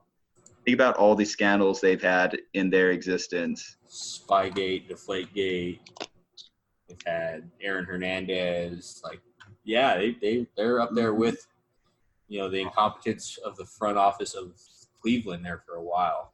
Robert Kraft's OPHJs prior to the AFC Championship game. That wasn't over the pants. Over the towel, whatever the masseuse calls it, I don't care. Got rated pretty quick. Oh, yeah. Can you imagine Robert Kraft's face when he found out it was a bust? And then how did he get to the AFC Championship game later that day? There's a lot of questions I have in this story that are unanswered, and I'm probably not going to watch the tape. That just sounds very unpleasant. But I'm not going to lie, there is a curiosity value in that one. But we did finally get one answer out of that. We now know why New England always struggles when they go to Miami. Looks like Jay is actually done drafting. Why don't you run down your team for us real quick, Jay? So I have 2 quarterbacks in Big Ben and Kyler Murray. Again, a steady guy with Big Ben and then taking a risk with Kyler Murray. May have drafted Kyler Murray a bit too early, but I don't think it's too bad. Wide receiver looks a bit weak. You have Juju Smith-Schuster, I think is going to be a baller this year. But then you got wide receivers like D.D. Westbrook, Allen Robinson, and Jamison Crowder. The first 2 are starting wide receivers, but they don't have that wow factor that Juju has. Running backs, taking a lot of risk with Mark Ingram, Josh Jacobs, which I think he's going to be a great guy though, given the fact that he's starting. He's pretty much the only option. There's Jalen Richard, but I like him better. Travis Kelce, top 3 tight end, very happy with that. Kicker, Jason Myers, Seattle. Denver, not too bad. And then Kansas City kind of picked him up just in case. And then defense, Vontae Davis, C.J. Mosley, Demario Davis, and Alec Ogletree. Not too exciting, I think, with those guys as well. Okay. It's pretty good team. What's one player that you think that everybody else slept on that you're kind of excited for? Personally, I'm going to go with Josh Jacobs. I think he has running back 1 potential. He's in hopefully an explosive offense with Antonio Brown coming in. And you got John Gruden there. So hopefully it'll go well. But I'm going to ride my bank with Josh Jacobs, running back 1 at the end of the year. Juju, you're also done drafting. Why don't you run down your team for us real quick? Okay, well, I'm starting off at the top. I got at quarterback Jimmy Garoppolo. Like I said, I'm expecting big things from Jimmy this year. The only downside is he will be my only quarterback on my draft day roster. Now, with that said, his bye week is week 4, so I'm going to have to dive into the waiver wire pretty early on in the season. But past that, I should be fine. In terms of my running backs, that's definitely going to be the strength of my team right now. I'm rolling out Joe Mixon, Todd Gurley, Sony Michel, Melvin Gordon if he comes back, and if he doesn't, Justin Jackson's sitting there as well. I did pick up Giovanni Bernard, which I told you I'm not a big fan of handcuffs, but I do think Bernard has shown that he can carry the offense when Mixon is down, but he's also just has a role in general even if Mixon's on the field. So PPR league, I think he's not the worst running back 6 to have in the world. Wide receiver is going to be ultimately like my position of question marks. And like I said, there's so much depth at the position that I think I should be able to find someone here later. because I have Julian Edelman at the top, Corey Davis, Will Fuller, Tyrell Williams, Golden Tate, and Deebo Samuel. Deebo Samuel is probably my one late flyer. I did actually, with my last pick, go back to the strategy I was talking about. I picked him to kill Harry because there's rumors that the Patriots might be putting him in on the season-ending IR. And if they do that, I'm going to leave him in my IR slot in hopes of maybe keeping him for, again, going back to our league's keeper system, a 19th round pick next year. But that's just a thought I'm kind of keeping. I did only draft one tight end. I went with Jimmy Graham. When it comes to Jimmy Graham, like I said, I'm just hoping for touchdown upside week to week. Maybe he'll get 3 to 4 targets a game. It's going to be a coin toss. I'm definitely going to be looking at players throughout the year to fill that position, and maybe someone flashes that can still on waiver wire. In terms of my defense, now I picked up Tennessee. Now Tennessee is one of the better defenses in the league, but fantasy-wise, they haven't really panned out. I'm going to be interested to see if maybe they do get some turnover upside this year. I did like their early season schedule a little bit. They play the luckless Indianapolis Colts in week 2. They played the Jaguars in week 3. I'm not really sold on their offense as a whole. So we'll see how that goes. And then just to round out my defensive players, I think I did really well considering I waited so long. Luke Kuechly, Jalen Smith, Miles Jack, Devin Bush, all solid guys, all guys who are going to be at the forefront of the tackle leaderboard at the end of the year.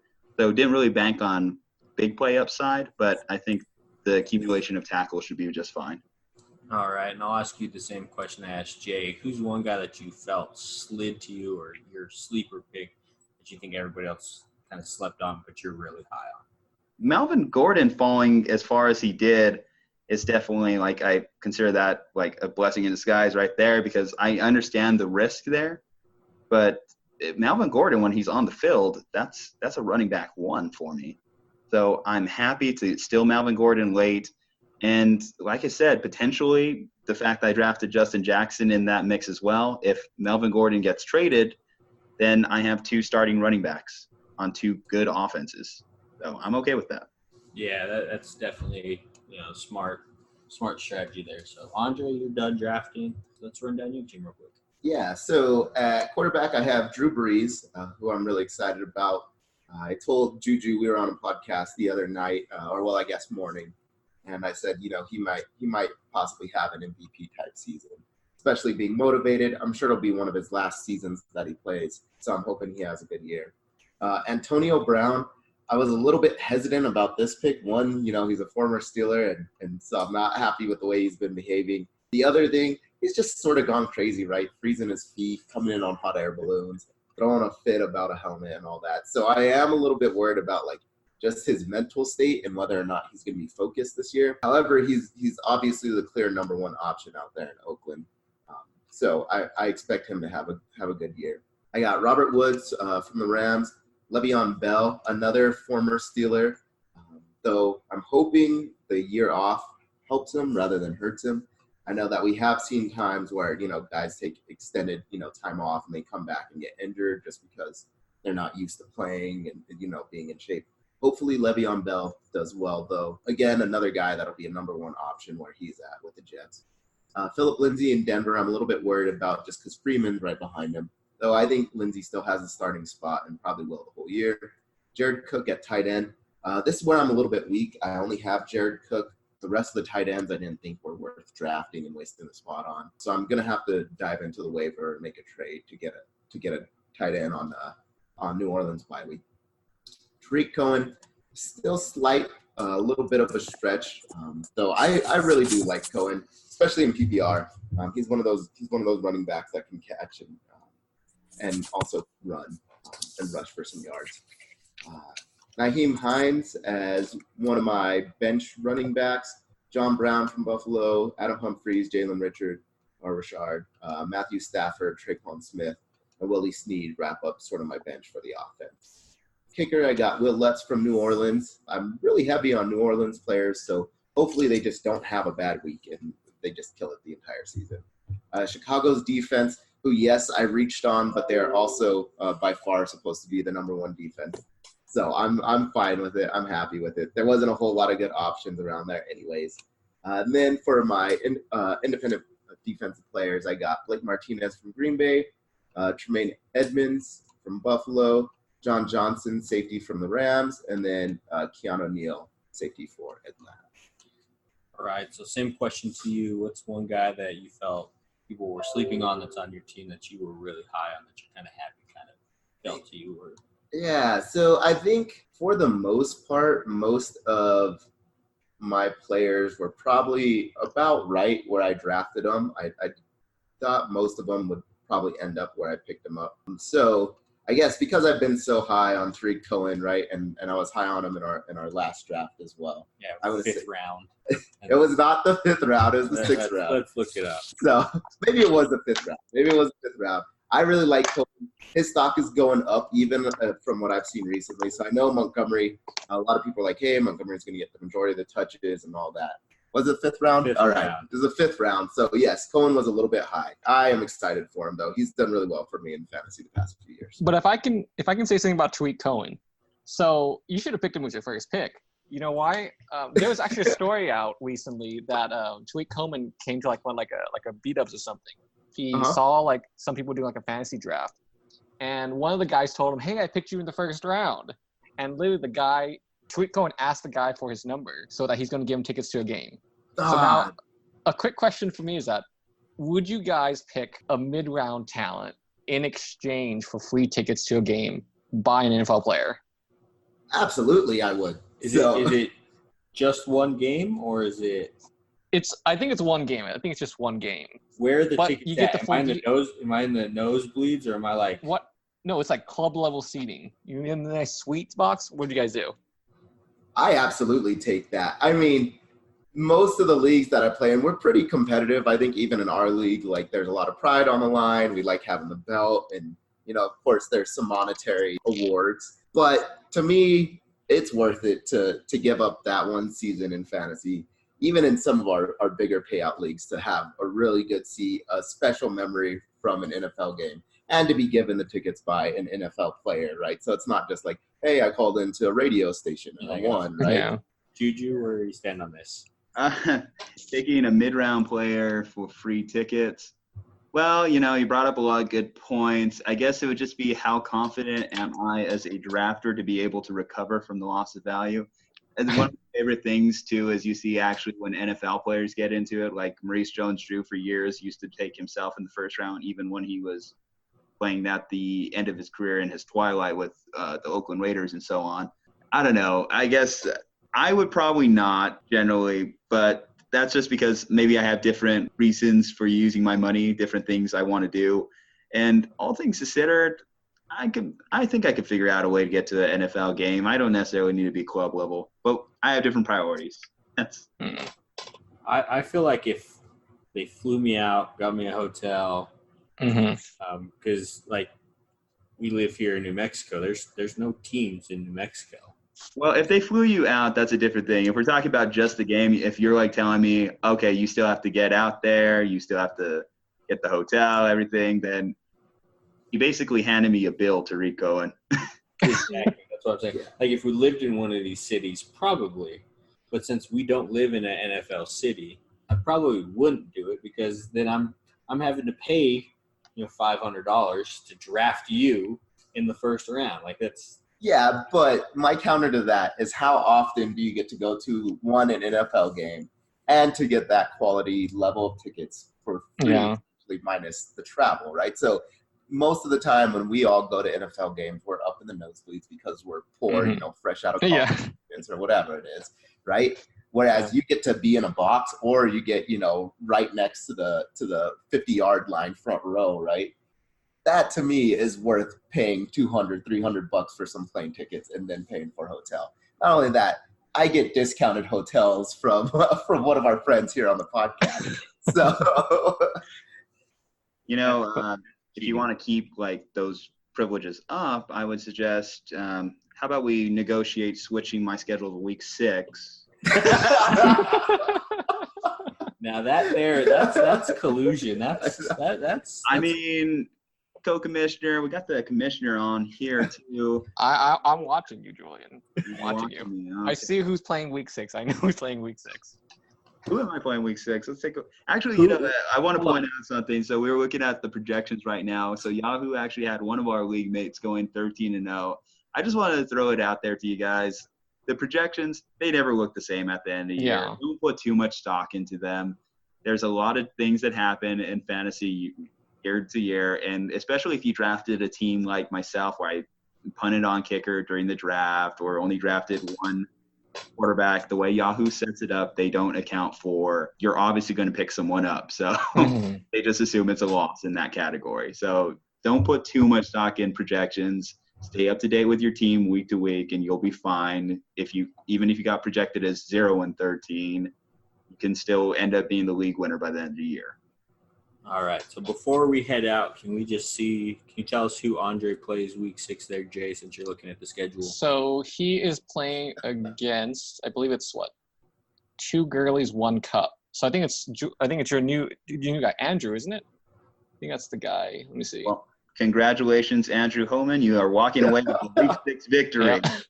Courtesy of the Slumpbuster podcast. You are. See, I had to give somebody a gift. You're starting off 1-0 before any game starts because Andre doesn't know how to draft. Hold on. 18 players. Hold on. Week 6. Hold on. We said, right, that yes, you don't put a whole lot of stock in projections right now because a whole lot of things change, which I 100% agree with. But I am projected to come in second in the entire league. So you guys need to shut your mouth. Okay. So I'm projected to come in second with the second best record.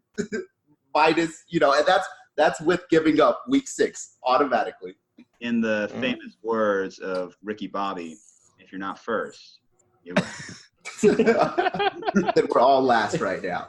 All righty. Well, this has been a fun podcast. Hopefully you guys enjoyed listening to it, have the banter back and forth, kind of seeing where people are at in their headspace while drafting. We want everybody to have an awesome year. I want to thank you guys for allowing me to sit in on your draft. Jay, thanks for being with us. Thanks for having me, guys. Awesome to have your insight. Awesome to see your spreadsheet and listen to you yell when people were drafted before you could draft them. So, this was awesome. As always, listen to Slumpbuster podcast, Slumpbuster Fantasy Football podcast. Kind of stay up on all this information that we're going to be giving out through the season. Follow us on Twitter, Instagram. You can find us at Google Play, Spotify, iTunes, YouTube as well. So we're kind of all over the place. As always, subscribe, like, rate, review, tell all of your friends. You don't even have to listen to us. Just hit play and set it aside. Give us a 5-star, even if you hate our guts. Just help us out here. Hopefully we can continue giving you guys some good information and some good content moving forward with the season. So, guys, enjoy the season. Good luck to all of you. Jay, hopefully you can win it a 4th time. Andre, hopefully you can win it a 1st time. Julian, hopefully you can get over that hump and not come in second again and reach that ultimate goal. So, thank you guys. Any last words from you guys? Nope, nothing for me. Nope. Okay. Pleasure. Got the belt today. Gonna keep it. Gonna keep it this year. All righty. And then on that note, guys, we're going to wrap up here. Everybody have an awesome night, and we'll see you again next week. Thanks once again to our listeners for tuning in. Don't forget to follow us on social media at Slumpbuster Podcast on Instagram, at SlumpbusterPod on Twitter, or stay up to date for fantasy football updates with at Slumpbuster FFB. Need help with figuring out your starting lineup? Go to our website, theslumpbuster.com. Aris will post his top 25 positional rankings there each and every Wednesday. Next week, tune in to episode 3, where Aris will be recapping the Sunday morning and Sunday afternoon games and give you the most in-depth fantasy analysis. Like, comment, and subscribe via all major streaming platforms, and we'll see you next time.